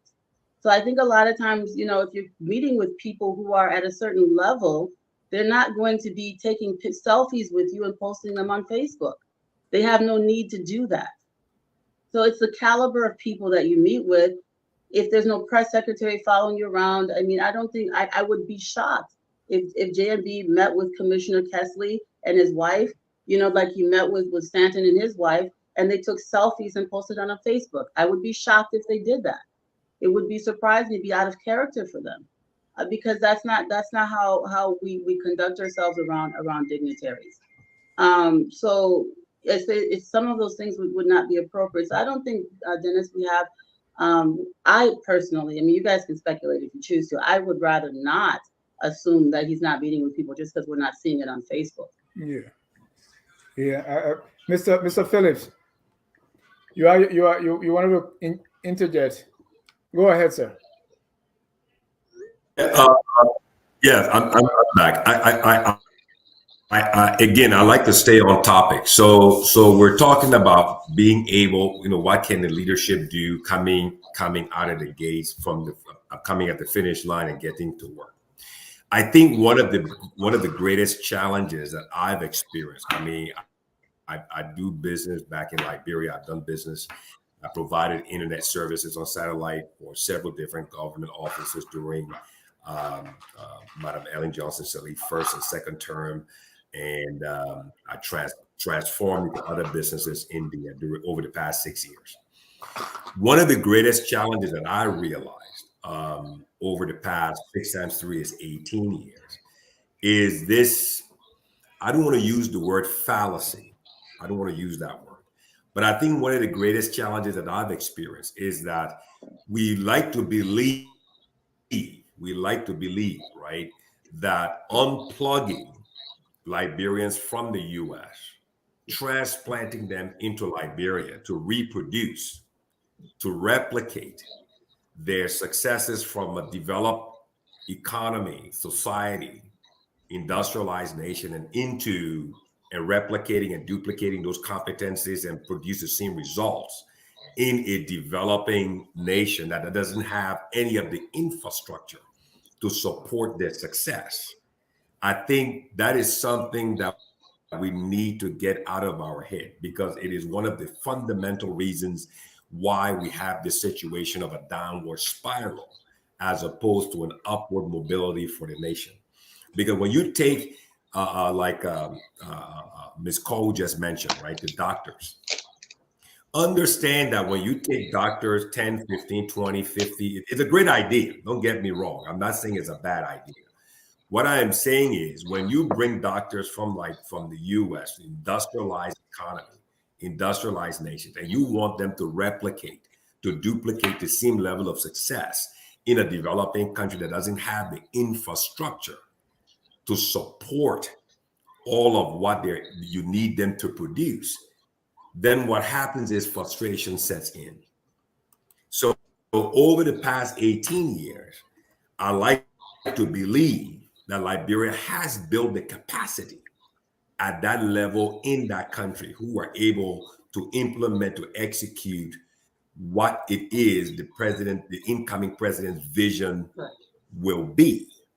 However, he can then select, or he can bring in, as Ms. Cole said, support and supporting consultants, if you want to call them consultants, and advisors who can support and bring those people up to the proper level, and then make the proper investments in technology and other things that will have to support them. Other than that, I think just unplugging Liberians and plugging them back there, because again, we have to understand that it doesn't work that way. Like I think Dr. Abdullah said it earlier, it doesn't work that way. Delivering roads is not like delivering pizza. Stabilizing things, and I will talk about the economic. Yeah, I will talk about the economic numbers. We all know that data can be manipulated to represent whatever it is you want it to represent. That's just the honest truth. Statistics, you can take numbers and you can manipulate them, twist them, turn them, and make them to represent whatever it is. The reality, the real proof in the pudding is what's happening on the ground.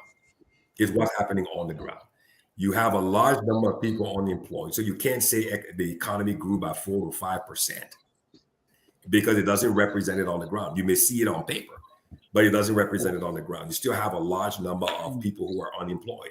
You have more people graduating this year unemployed over the past 6 or 9 months after college and universities. So all I'm saying is I'm not condemning, criticizing, or chastising any, the discussion. But the reality is, I'm confident, like Mr. Salih said, the president-elect served as vice president for 12 years. Mhm. This is someone who comes into office with a lot of experience presiding over the Senate, cross the aisles to make sure that legislation go through. This is someone who worked all the way through government. He understands how government works. This is someone who is wise. He brings wisdom and he brings understanding and a tremendous amount of experience to get things done. The best part about the incoming president leadership alike is that he's not focusing on re-election. So that's the most dangerous thing. The most dangerous thing about JMB's presidency is that he will. Well, I mean, again, I don't use the word trust. I'm confident because people who are not seeking re-election want to leave a legacy. They want to leave a legacy. But when people want to leave a legacy, they will make sure that they will correct their wrongs, as Ms. Cole said earlier. A reconciliation in terms of creating jobs and providing for people has nothing to do with correcting the wrongs. Those are two, completely different things. So I believe that the incoming president, will make the right choices, make the right decisions, and he will formulate a team to carry out what it is his vision is for the Republic of Liberia. And I firmly believe that he will make the proper investments in the energy and infrastructure to support his vision that he wants to do. Thank you. Ladies and gentlemen, if you're just joining us, this is Tough Talking Thursday, and we are discussing moving Liberia forward under President Joseph Newman Boakai. If you want to join the conversation, please call the number on the screen. We have time for 10 minutes for calls, 605-313-6004. The code is 791-403#.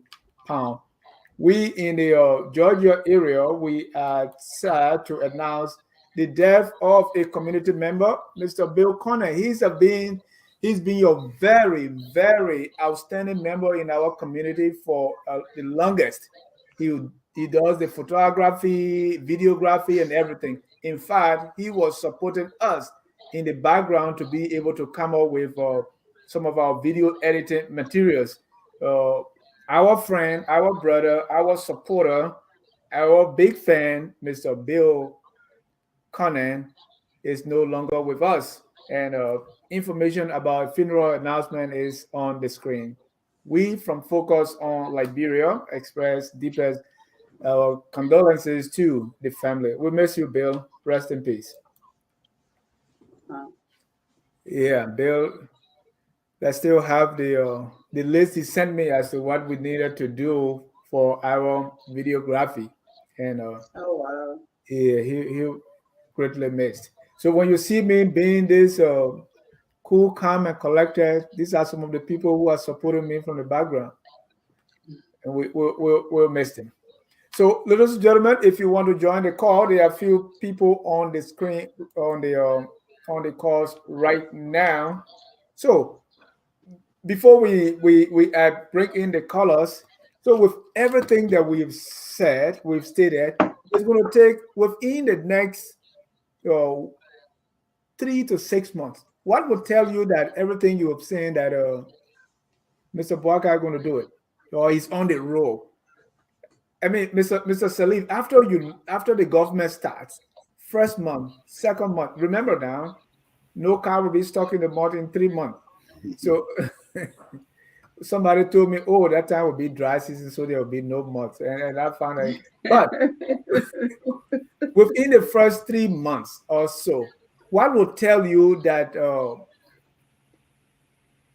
the Boakai government is on its way to achieving those things that we've outlined earlier? And just 1 minute, let's go before I bring in my colors here.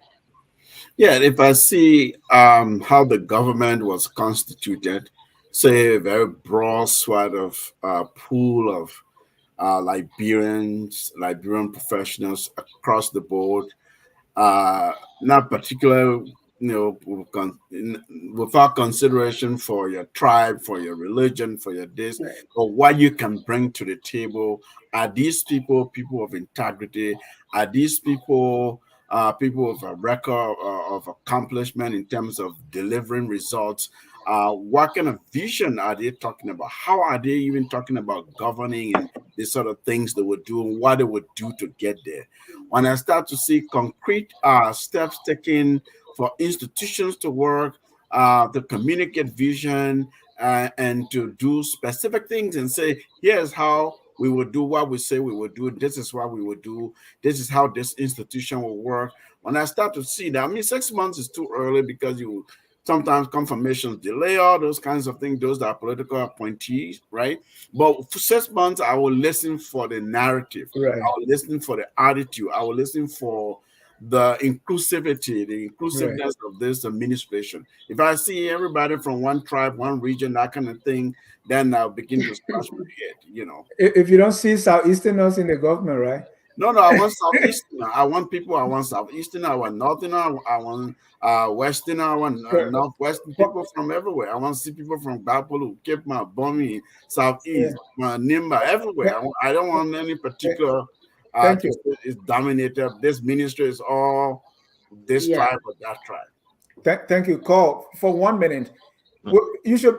They say the chicken the one that will turn to rooster, even the egg you can tell. So within a month, you should be able to see some signs. What will you be looking for? So there's this running joke that the president-elect will announce his cabinet in the year 2025 because they say it can take long for him to make decisions.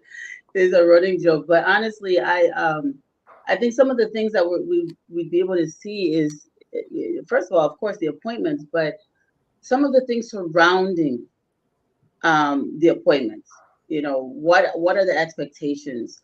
Some of the things I spoke about earlier about setting tones and giving instruction and vision. I would expect to see the president-elect communicating with the Liberian people, from somewhere other than a religious pulpit. If he can come out and after giving his inaugural address, after his inaugural address, we should be able to hear from him again, except, in a formal and regular manner. I think we need complete communication. Thank you. From the president. Mm-hmm. Yeah, and we should be able to see that in 1 month, 2 months. So it shouldn't take you long. Dr. Dukley, what are you looking for within the first few months that will tell you that, yes, we got it?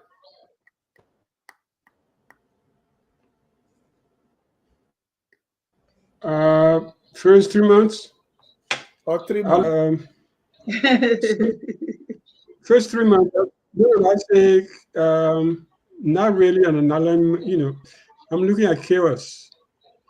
The government trying to set itself in place, trying to replace the outgoing government, people trying to fit into their spaces and trying to figure out what to do, and mistakes will be made. And I'll give the government probably not 3 months, but probably 6 months to a year when people start to be comfortable in their jobs and start to think rationally. Because the first 3 months is just who's with me, who's not with me, where's my car, where's my house, where's my window, that kind of stuff. It's really, at 3 months you can't do nothing. It's going to be chaotic. And that chaos is, part of the setting in, that you're setting in a new administration with hundreds of people who never met, who never probably worked together before. And they have to be in this. Yeah. And that's why you should build this thing before you get there. Don't build it. No. There before you start looking. No. You can build it. You can have all the professionals. You have all the professionals and the deputies. You have that chaotic moment of people taking new and people coming from private sector into government jobs, or people coming from one job in the government and being elevated to another job. So you have that moment to get used to it. Thank you. It's not because they're not qualified. It's just that they have that moment of adjustment. And 3 months is just a moment of adjustment. 3 months is just you learning how to work, how to run your space, how to run your job. So I don't think at least we should be looking at how they come to job on time, right? I mean, you should see something. Yeah. Well, you could say, Yeah, okay, but to everybody say goes to well, we got to wait for 1 year before we even tell that they're able to work. No. I mean, going to work.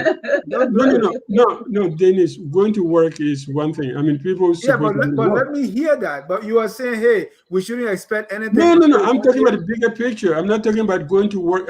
People are expected to go to work. You're supposed to be at work at 8 o'clock. You're supposed to be at work at 9 or 5 o'clock. You leave office. You don't go. So within the first 3 months, what would you be looking for that would tell you that they are? Yeah, but those are no. But I don't expect somebody from government not to go to work.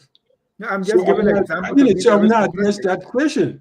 That's like saying, oh, if you're working, so why you not your job? No, I'm not going to address the question. President Weah was not going to work, so we want to see. Yeah, President Weah, that's an anomaly. That's an anomaly. But you don't put that in the picture. All right. Let me go to Honorable Greaves. Boakai went to work every day as a vice president. He never missed a day at work. So why would he stop working when he's president? Well, that's the difference. I don't put it on the table. To me, I'm talking about the general atmosphere of working. That would be chaotic because people are trying to get used to their jobs. Thank you. I want to bring you my colors quickly. Let me go to Honorable Greaves. Quickly, Honorable Greaves. What do you expect? Dr. Dukley, something is falling down behind you. Yeah, my picture. Okay. Well, I still think go ahead and fix it, Dr. Dukley. I think for me, I don't have any expectation in the first 3 to 6 months. Why? Knowing how government works, being part of it myself, being around leaders and seeing how things happen. I have been in meetings. I've seen the reaction and the promises and from our international partners. I know Liberia position right now, how we stand. I know how we generate most of our economy and to keep our country afloat. So with all of those experiences and understanding, I don't think with all the experience and everything we say about president, incoming government and a leader can work anything beyond those barriers or can make any miracle for us. That's just unreal. I still believe the little things can be done. What are those things? Cohesion, reconciliation, being on the ground right now, holding those meetings, holding courts, gathering people, creating the atmosphere, giving the message, motivating the country. Because the first thing that play into the administration coming into office is the momentum, the motivation, other than money and jobs and whatever. We all talk about jobs. We all talk about all the sectors, all what he can do to get it right. Liberia, all the politicians, all those we have in government right now are the same people being recircled. Those are the people before we criticize being corrupt. Those are the people now we're coming back, we're calling them saviors. So let us not be fooled and think that President Boakai will come in and create this miracle and do all the things that we've been accusing other people of, because those are the same people coming back right back. What would be some of the signs that the people have reconciled? The sign and another thing, reconciliation is not a big definition. It's not a big model. It's not a big. Yeah, what will we be looking at as the indicators? That's all. Reconciliation, because if you look at the country right now, we are one election. I get that. I'm coming now. You asked me a question. No, I want us to be quick. I want to bring the question. What would be the indicators? Wherever I told you relax, when I told you just go like that. No. When President Salih won the election, you saw the marching. You saw what happened when President Weah won the election. I understand that. You saw the mandate. So I'm coming there. So the mandate was given to them by the people. They had the willpower. They had the means of navigating their way through the legislature, putting on legislation, doing things that they wanted. President Salih was very unique, and she was competent and able to frame legislation that helped our debt a waiver, to do other things that came in. Now the SES program we spoke about was a program. I know, Grace. What would be the indicators? Let me flow so I can understand. Yeah, no. You talk about reconciliation. I'm coming to reconciliation for you. Yeah, I'm putting the right perspective. You talking about? I just wanted to see the indicators. The indicators are simple. I want to say reconciliation is very simple. It's not a big thing. Right now, President-elect Boakai should start his action, his views should start being aligning, compatible with those, especially in the opposition bloc, with common Liberians, with people who voted for him and people who did not vote for him. You should start restoring cohesive working relations. That's what I'm saying. That's reconciliation. I don't know how you put it. The country is divided. What would tell us? What would tell us after 6 months? What would tell us that the people have reconciled? What would be some of the things we will see to show that the people have reconciled? So, and that's what I was coming to. And then you when look right now, as we say, you do not wait until you take the mental. Right now, that's what I said, and I repeat, the work should start right now. He should have his foot on the ground. He should start holding the small courts, getting the different segments, the religious groups, the tribal, all the different groups. Because Liberia is a whole country. It's not traditional. It's not tribalism. It's not one religion. It's everybody conclusive. Right. That's why I'm getting that. So start meeting with the different groups, meeting with different people. Forget about the experts. Forget about the people who are competent, educated, and what have you know. That's why I'm giving an example. In the We Are government, you saw part of the ministry, the cabinet position was maintained by past officials in the cabinet. We name a whole lot. We forgot Vani Shirley, we forgot Koma, the police director. I can go down, directors and whatever level. They were still maintained. And that's reconciliation. That's the word to tell you. You don't have to do it in that format. Right. But at least start holding court with other groups, because to pass this legislation or what have you have to have a good rapprochement with the Senate and the House. That place is dominated by opposition. You might get a next speaker who will be a CDC or maybe an opposition leader. You might get a next Senate pro tempore who will be there. So it creates a huddle. So now we should start talking and working and making things happen. And now going back to this point, when President Salih met with Omil Group that introduced this program called the Senior Executive Service. It was not done just unilaterally by the Liberian government. That went around. I was on most of the trips. We went abroad, Europe, America, everywhere. We identified Liberians, experts who were qualified, who were trained to come. But in some places, the government didn't have to accommodate them.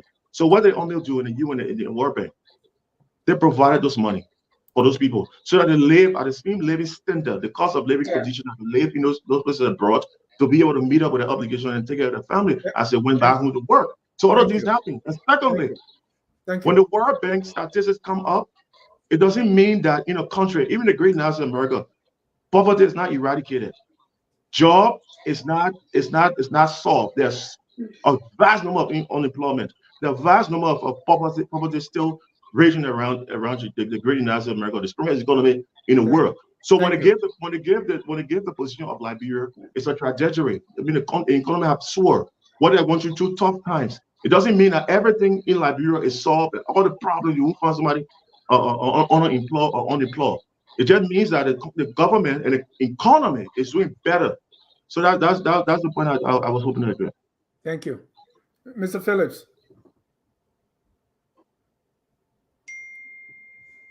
Mr. Phillips, you can unmute yourself. As you ask the question, what indicators will you see? That's what indicators will we see if over 3 to 6 months to indicate that the country is the new forward. Government or the new leadership is on the right track. So again, for me, you staff to a vision. You don't, you first have to have a vision of what it is you imagine, what you want Liberia to be. Like Dr. Abdullahi said, that when he met with Her Excellency, Madam Salih, and they talked about what it is she wanted to see Liberia as. So President Boakai needs to present a vision, number one. And I'll take a word from Ms. Cole. She mentioned the word communication. Effectively communicate your vision. And then what you do is you staff to the vision. You get my point.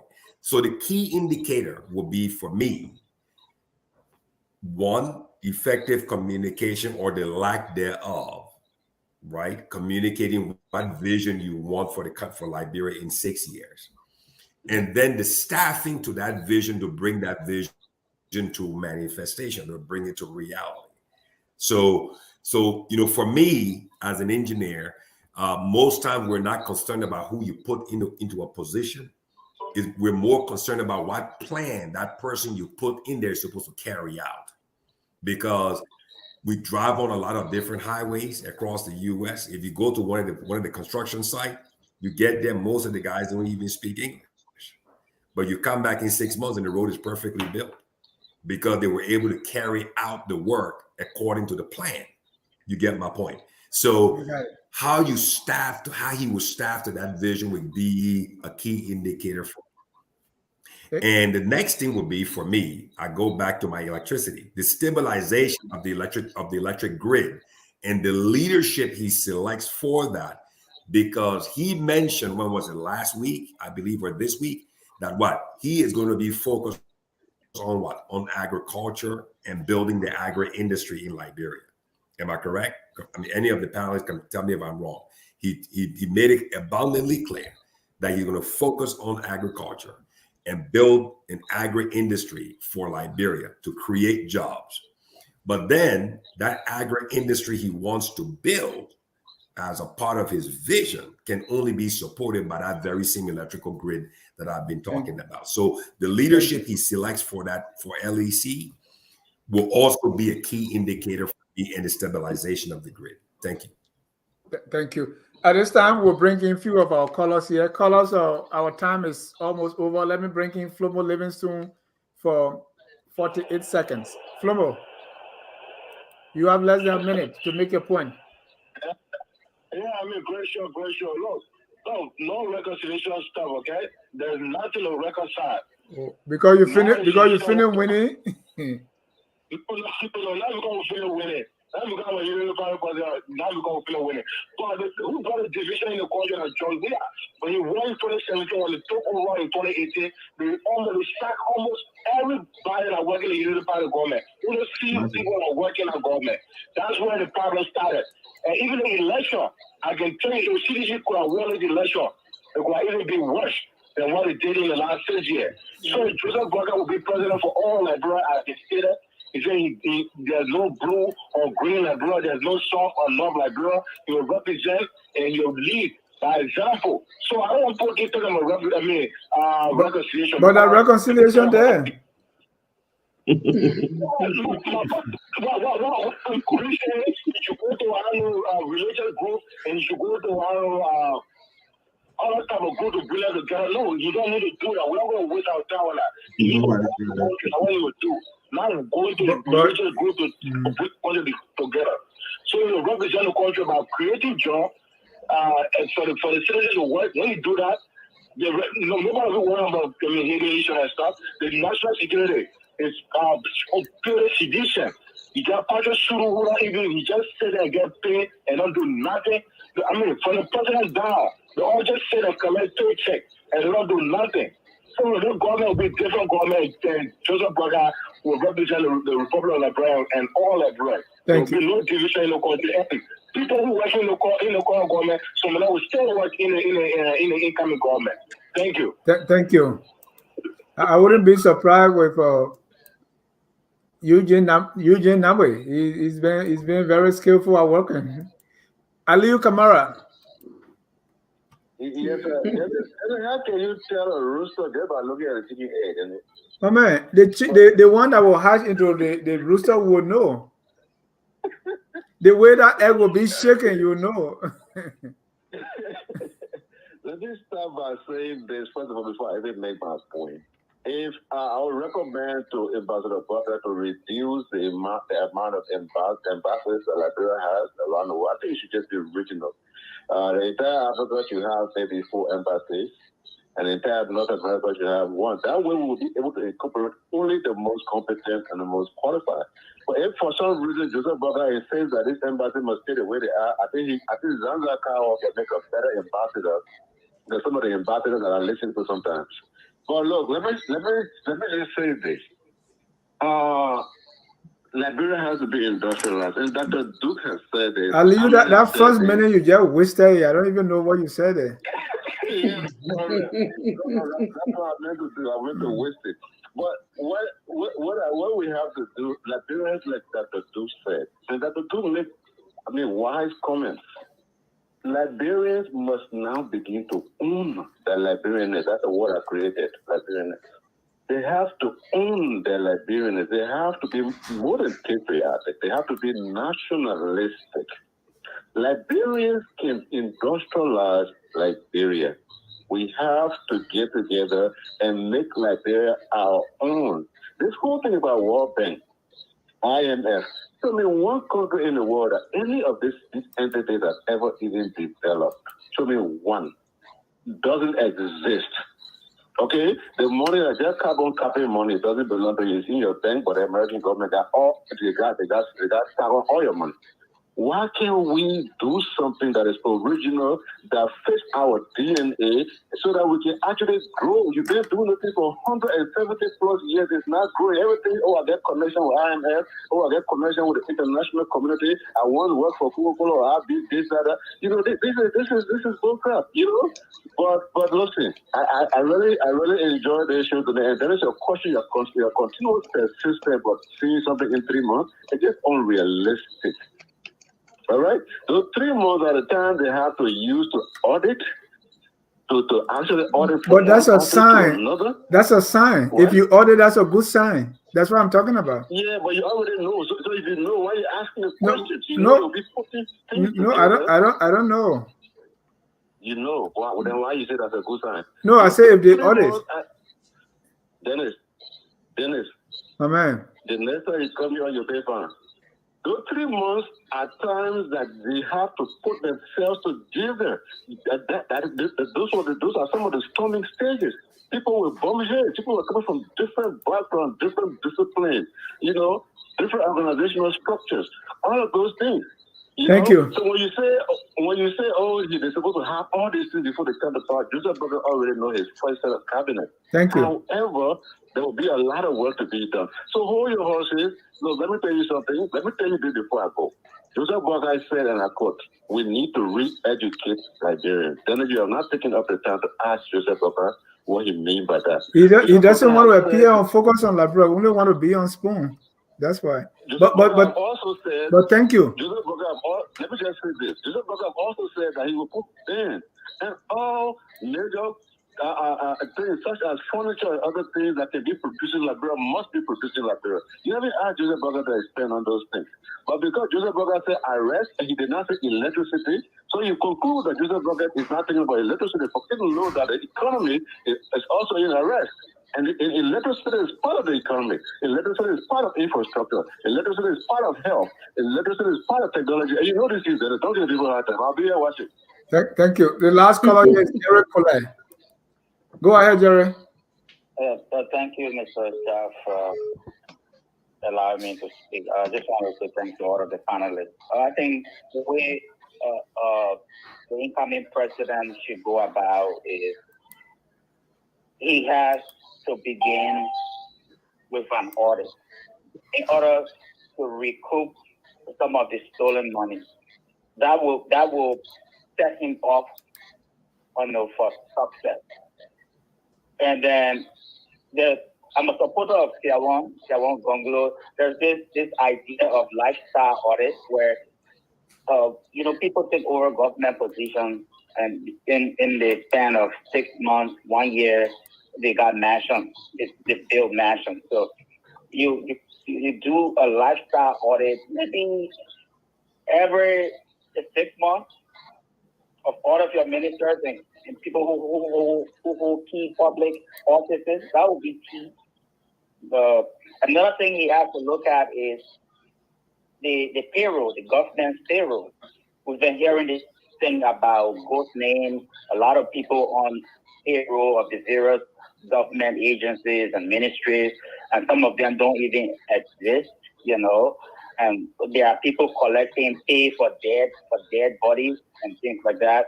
He needs to revisit that. And talking about the Liberian economy, the economy is in a terrible state. You got over 3 million people living in abject poverty. All right. The last time there was growth back in 2022, that growth was 4.8. And then what happened? There was a deficit accounting for 5.6% of GDP. All right. It's being projected that there will be a 4.5 growth in 2023. And has that even happened? The other day, Samuel Twer was perambulating, talking about MCC scorecard, how the government did well. But Right. you don't see that in the lives of our people. The people are suffering. And also this idea of finished products in our country. Instead of buying rice all the time from abroad, buying some of those things that we could get from abroad, Boakai should start thinking in that direction about liaising with some of these companies that manufacture things to do the finished product in our country. Then my last point, in terms of when it comes to reconciliation, the best for me, reconciliation means accountability. Boakai should ensure all the murder victims, people like Basin Yeswa, Jesse Lamar, and others that got murdered, that got slaughtered in that country. He should dig deeper. Let there be an investigation, a full-scale investigation, so as to bring some peace to the families of these people. So thank you so much, Mr. Ja, for allowing me to speak. Thank you. Mr. Gonglo, Kalabo Gonglo, we are almost out of time, but I will courtesy I give you a minute to please make your point quickly. Yes, Dennis, thank you. I know I'm joining the show late, about monitoring the show from the start. A few points. First, just to make a quick comment on the issue of reconciliation. I know Mr. Green spoke about that earlier, and there was a little pushback here and there, particularly from you.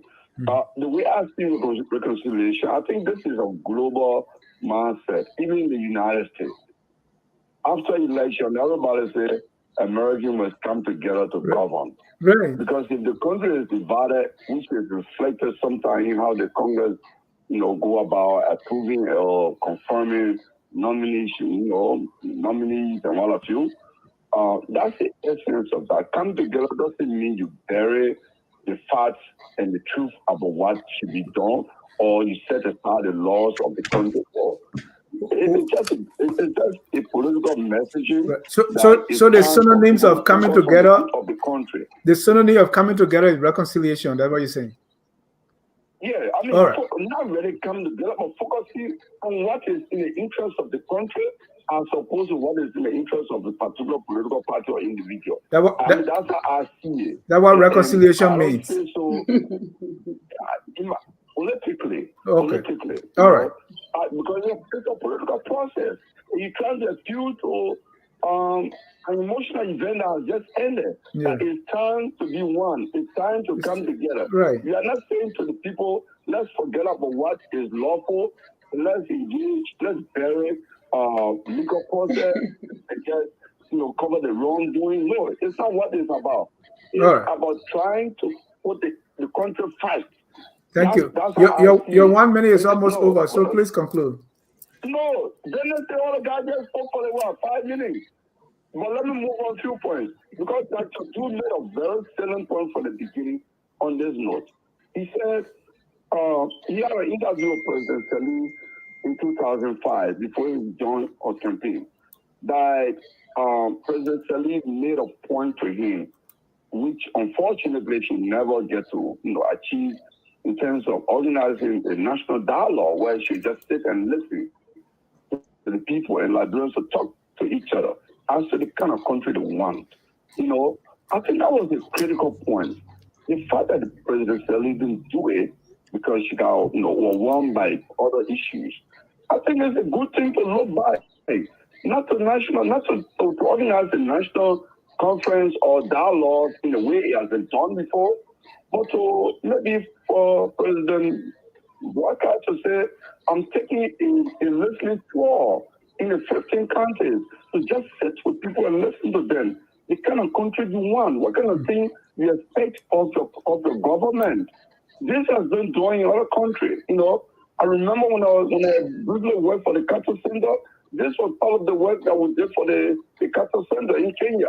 Thank you. We went around asking ordinary Kenyans what was their expectation of the Mwaki Baki government. Thank you. Expectations can be channeled through a new constitution. So maybe it might be a very good point for Boakai to start on. Yeah. Okay, listening to all around the country. I agree. See, but in the absence of that, we can have, look, Liberia is a country where opposition activists can take the street and maybe make the country appear on governor every week. I mean, we've seen it before.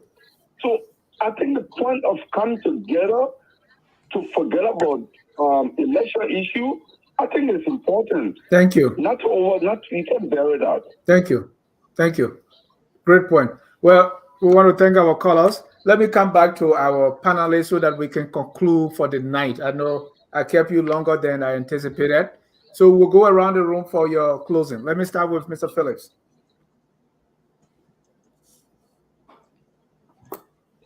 And pretty soon, well, first I want to say, Dennis, thank you for the opportunity to be.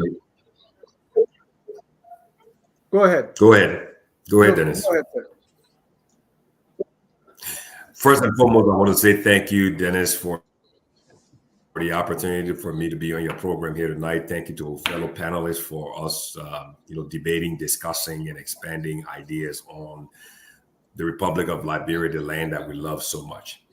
For me, I strongly believe that we can be a great nation. We can form a better union, and we can integrate better. We can reconcile, but there's no better way for us to move this country forward, to grow this economy, and to build this country into what it is we all hope and dream for it to be, which would be the Lone Star, the bright and shining star in the ECOWAS sub-region.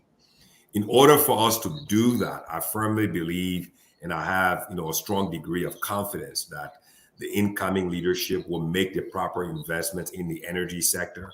And I think they have a good, strong, deep understanding of the role that energy plays to achieve their vision and what they're hoping for Liberia to be over the next 10 or 15 or 20 years.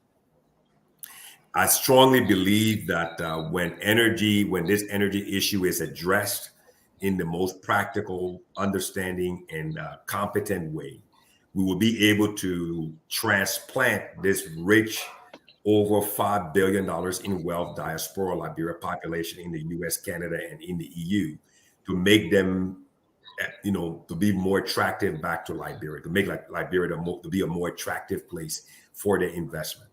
I think the number one thing to save our country and to help us to move in the right direction is to build a robust private sector. And when we can grow that private sector, we can reduce the dependency on government. Our national budget is $760 million already. We're just $250 million away from having $1 billion budget for operating the country.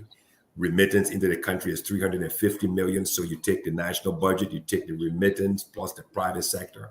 Liberia already is approaching a 1.5 to close to a $2 billion economy. So I strongly believe that the energy sector, once it's built in a robust way, will move us into being a truly, vibrant nation to compete with the Cote d'Ivoire and the Ghanas in the sub-region, because the only thing that makes them attractive compared to Liberia is electricity from Cote d'Ivoire and Ghana. And now that the Transco CLSG transmission network is in place, once we can get this leadership to understand that and make the proper investment, Liberia will indeed be a robust, vibrant, and successful nation. Thank you so much. Thank you. We have started tonight a series moving the country forward, and we're going to go sector by sector. Mr. Philip, for instance, we're going to talk about the energy sector. We have someone for education, someone for city government, and so on and so forth. So expect us to come your way. We have the pool of professionals. And that's why if I'm elected president today, I wouldn't have problem forming my cabinet, because I just take all the FOL people. Okay. Honorable Greaves, you're closing, sir. You are muted. You're muted, sir. Yeah. Oh, yeah, I'm there. Dennis, thanks for having me again. It's a wonderful program.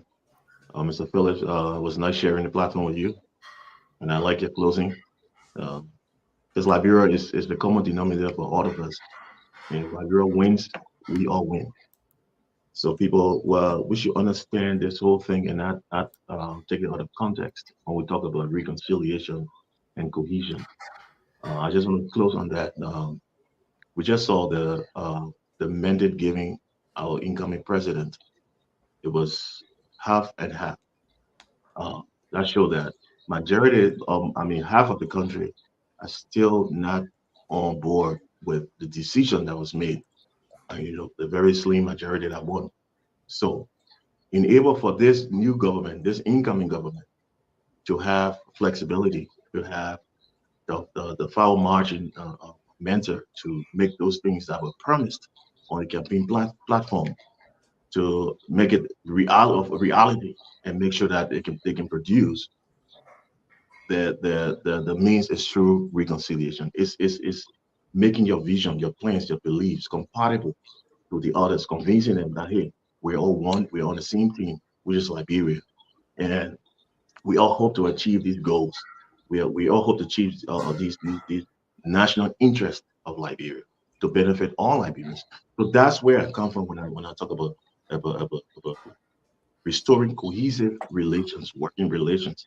That's what I talk about reconciliation and cohesion in the coming government. The first 3 months, we don't expect anything. I don't have any expectation because I know how it works. And I know President Boakai, when he sits in the chair, in the seat, he won't be able to make any miracle. So Liberians should start being brave. We should start to brace ourselves to know to manage. And that's why I said the government should manage expectations so that we know that look, these are tough times. We still have global problems. Like I said with the We Are government, it was Joseph Boakai government. I would say the same old thing. Globally, we have serious problems. We have global inflation it's taking every country. We have the pandemic just ended, COVID, that brought a lot of economy down to the gutter.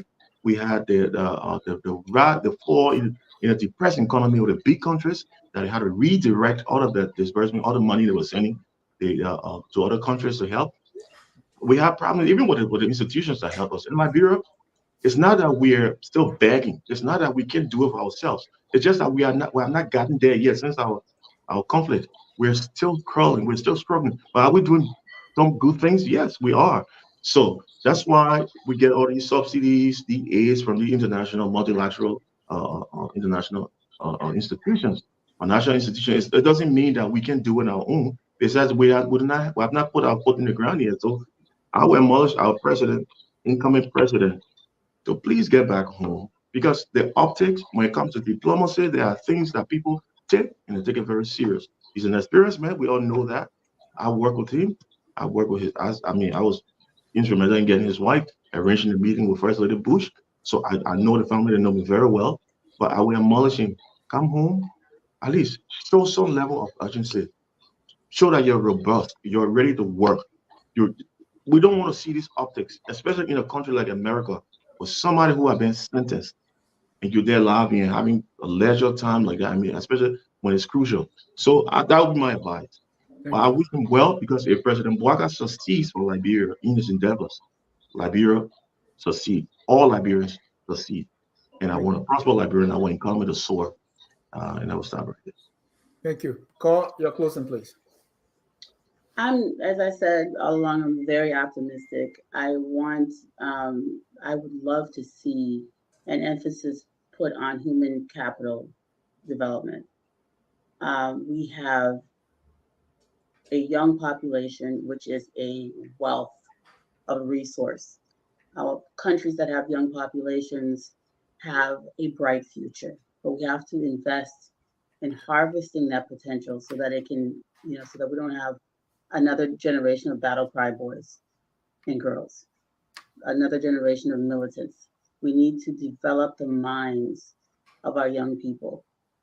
One of the things I've realized about Liberians is that those of us who were fortunate to have an opportunity to attend school in a stable environment with resources, we tend to excel at the top of our classes.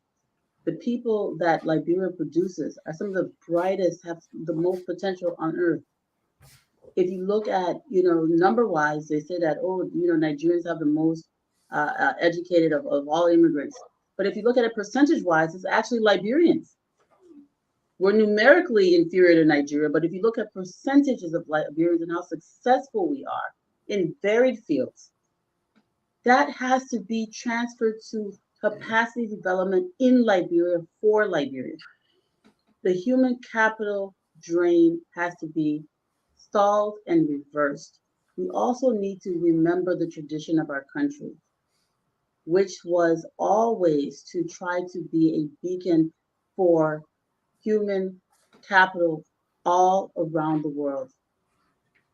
I would like to see Boakai reach out to not only the diaspora in the United States, but the Caribbean and other parts of West Africa for teachers and other technocrats. It needs to be a welcoming environment for people. We need to stop having xenophobia or being afraid of people taking our jobs and understand that this diversity will help us to grow. But again, I'm optimistic, and it was good to meet Mr. Phillips. I've never interacted with him. Very impressed, and my brother agrees.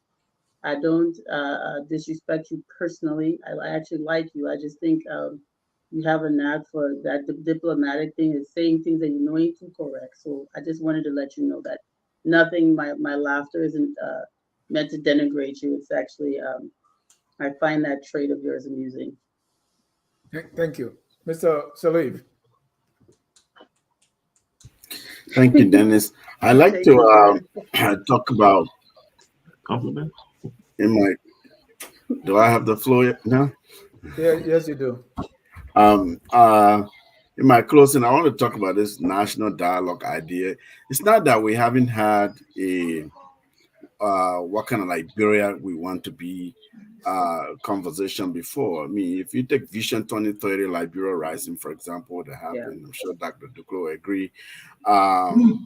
You know, the revisioning project, Liberia History Project, you know, Dr. Dunn and others were part of this. At that time, I worked for a donor government where we funded this initiative, and really this project, the people went all around the country, engaged in conversations with Liberians, trying to see if we could reconcile in our history. That was just a component, or to think about what kind of vision, what kind of future we want to have for Liberia, what kind of Liberia do we want, from the topography to the people, to what kind of capacity, training, and what kind of nation, what kinds of development, how do we envision development, for example. It's well documented, it's there. We just need to really sometimes stop and go back and see things that we've done so we don't reinvent. Another reconciliation opportunity and conversation that has happened is the Truth and Reconciliation Commission's work. I mean, we spend millions of dollars in taxpayer and donor money on that work. The report is there. Aspects of it are controversial, but a lot of good work went in that, including a diaspora report, which I was a part of, that extensively engaged Liberians from across the US, across the UK, and in West Africa, and produce a report that is part of the TRCU report itself. So we should revisit some of these national documents so that we don't have to reinvent.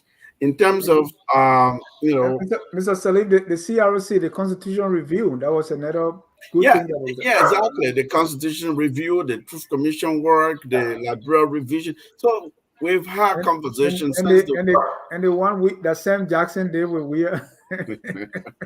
all of that's part of reconciliation. Really, truly, we're trying to figure out from our colonial days to what led to the conflict, post-conflict Liberia. What kind of Liberia is it? Where's our place in Africa? Where's our place in the sub-region? Where's our place in the world? Liberia, like the core and others have said, Liberia has always been at the table, has been a leader in forming global multilateral organizations. So we should reclaim our place and really bring out some of this history and try to educate and promote to our young people that the country is a strong, proud country. Liberians are strong and proud people. Quickly, in terms of setting the tune, and what I really believe, like I said in the intro, there are indicators that will let us know that the government, the new administration, means business, and it will communicate clearly to the Liberian people that it is a departure from business as usual, that this is a serious administration, this is a serious Liberian government that's there to deliver for the Liberian people. I'm now for expectation management. Now, understand resource constraints and all of that. But I'm for delivering on the commitments that politicians make during elections. Build a team, go out, find resources, be creative, like Mr. Phillips is recommending. The energy, now the COP climate conference is ongoing. Where is Liberia's place in that conversation? I know former President Sirleaf is there, President Weah is there. New economy. How can we leverage some of this energy, climate change conversation to our energy and power sector, for example, to our agro-business sector, for instance? So there are all kinds of opportunities ahead of this government, and therefore I'm very hopeful. We'll watch and see. Thank you. Let me remind our listeners, we at Focus on Liberia, our vision is to be the most educative and informative media institution that fosters knowledge and curiosity about Liberia. Our mission, to create a more enlightened and informed Liberian society that attracts the world. Our core values: truthfulness, accuracy, credibility, fairness, and respect. Always focus on Liberia, where we educate, we elevate, and promote all things Liberia. Dr. Dukley, you have the final saying.